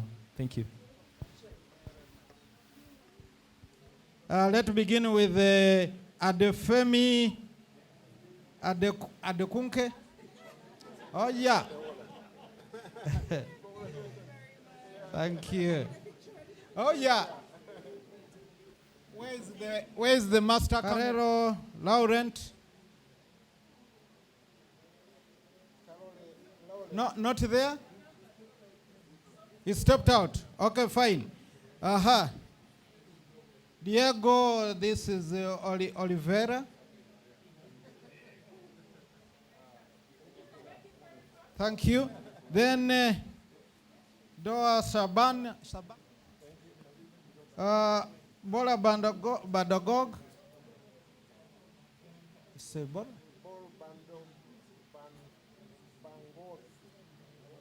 Got to get.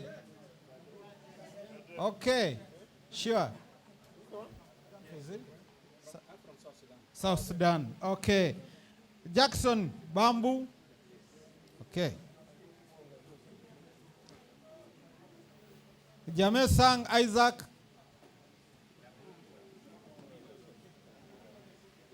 Kasapira. Okay. She's there. She's coming. Kalebe Bewuri.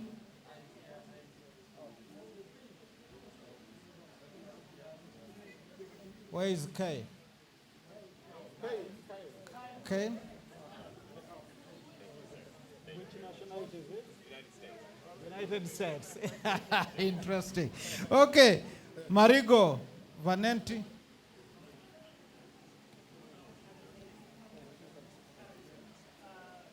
Mugahedi. Yeah. That's Which country is it? Yemen. Okay. Then Daniel Ntezia Lemi. Chiamaka Juliet. Okay. Ramatanse Ronina. Okay. Yeah, sure. Thank you, sir. Thank you. Rosarine Oba. Rosarine.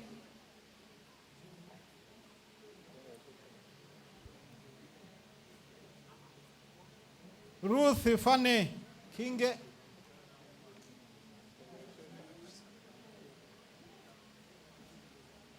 Seidisa Hansen.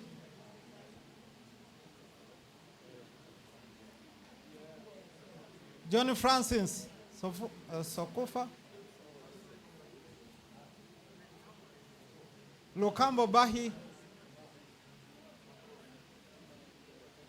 Then Karore, who is in absentia. A friend to carry this for, is it a lady or him?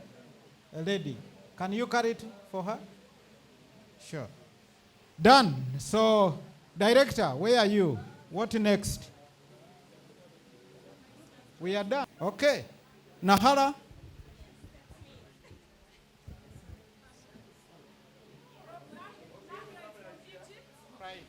Then Sahala. Oh, okay, Sarah. Sarah is from Italy. Okay. Sarah. And in the room, there is a special guest for Sarah from South Sudan or from Sudan. Yes, we welcome the special guest. Okay. Oh, she's gone. Okay. Uh-huh. Then Francis. You stay up. Francis. Sorry. Futang. Francis. Fultang is from Cameroon. Give me the program. This is Maria. Give me the program. Maria Lera. Maria is not joined us online. She's from Mexico. Gloria. Gloria Hingoma is all the way from Zambia. All right. Snyder. Docas. Snyder is from Kenya.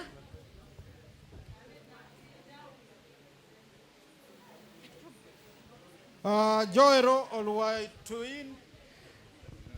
Joel is from Nigeria, and she has been accompanied to this event by her husband, who is in the room. Megan is from the US, a biomedical engineer. Rawlings. Rawlings is from Botswana, Zimbabwe. Yesterday he told me it's the same. Rawlings is from Zimbabwe. We have one Mr. Nelson. I don't know why this Nelson is not here physically, and he's also from Zimbabwe. Okay. Okay, he's waving online just in the background. Kennedy. Okay, Kennedy. Kennedy is also from Kenya. Nande Matthew. Yes, we call him Tesu. Tesu is from Nigeria. That was the mentor. That's why you hear the sound. Emmanuel Sabino. Emmanuel is from South Sudan. All right. They are not. Ngombeti Claudia. We have to remember. Claudia is from Cameroon.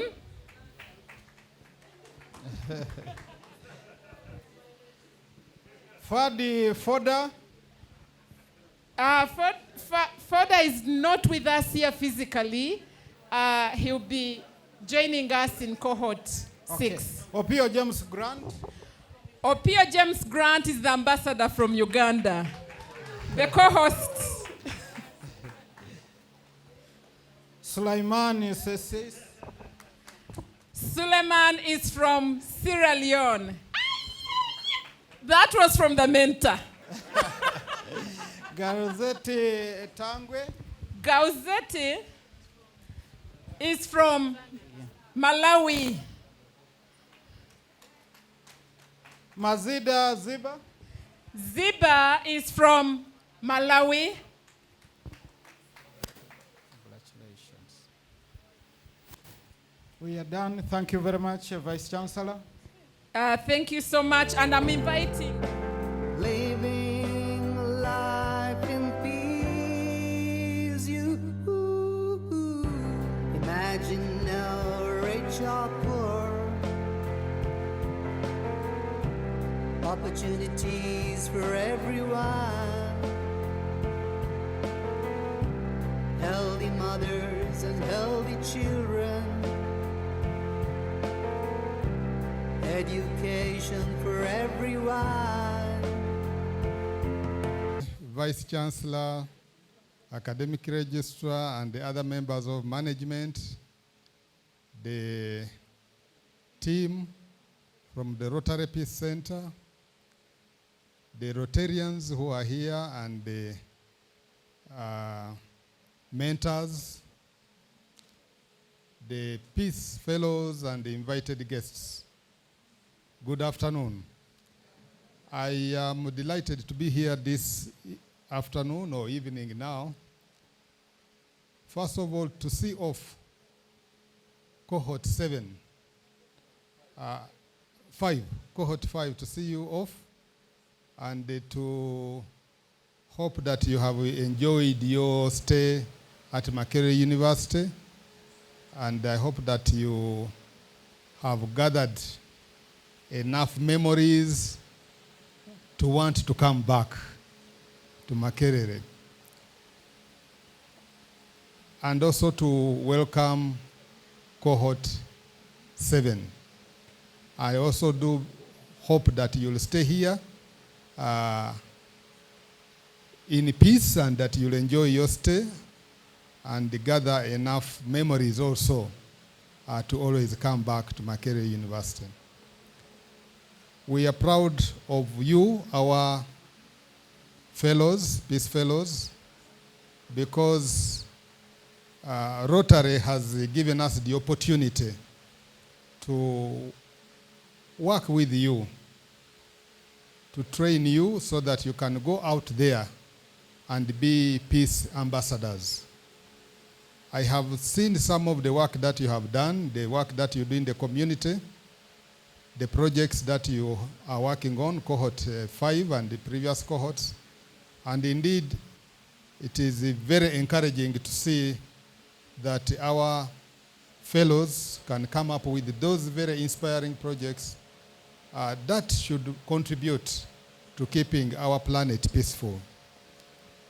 We, as very many people say, I also say, we have a very small planet which we must keep peaceful so that people can enjoy living on this earth.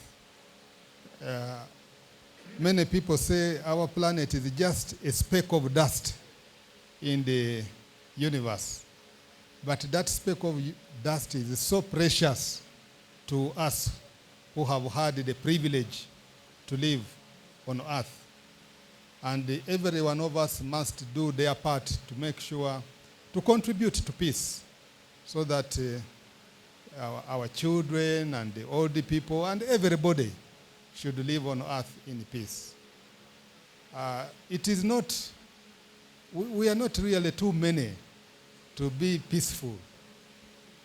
We are just many enough to populate this earth and keep it for future generations, for as long as this earth will sustain fellows life.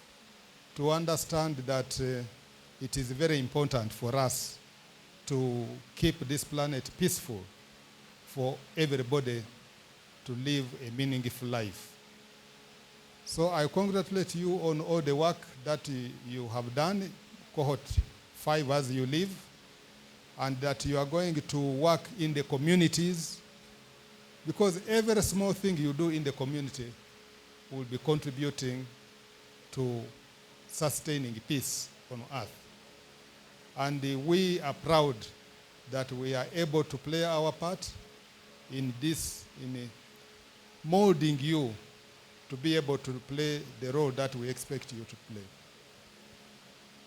So thank you very much for coming to Makerere, and as I have said, please, you are always welcome back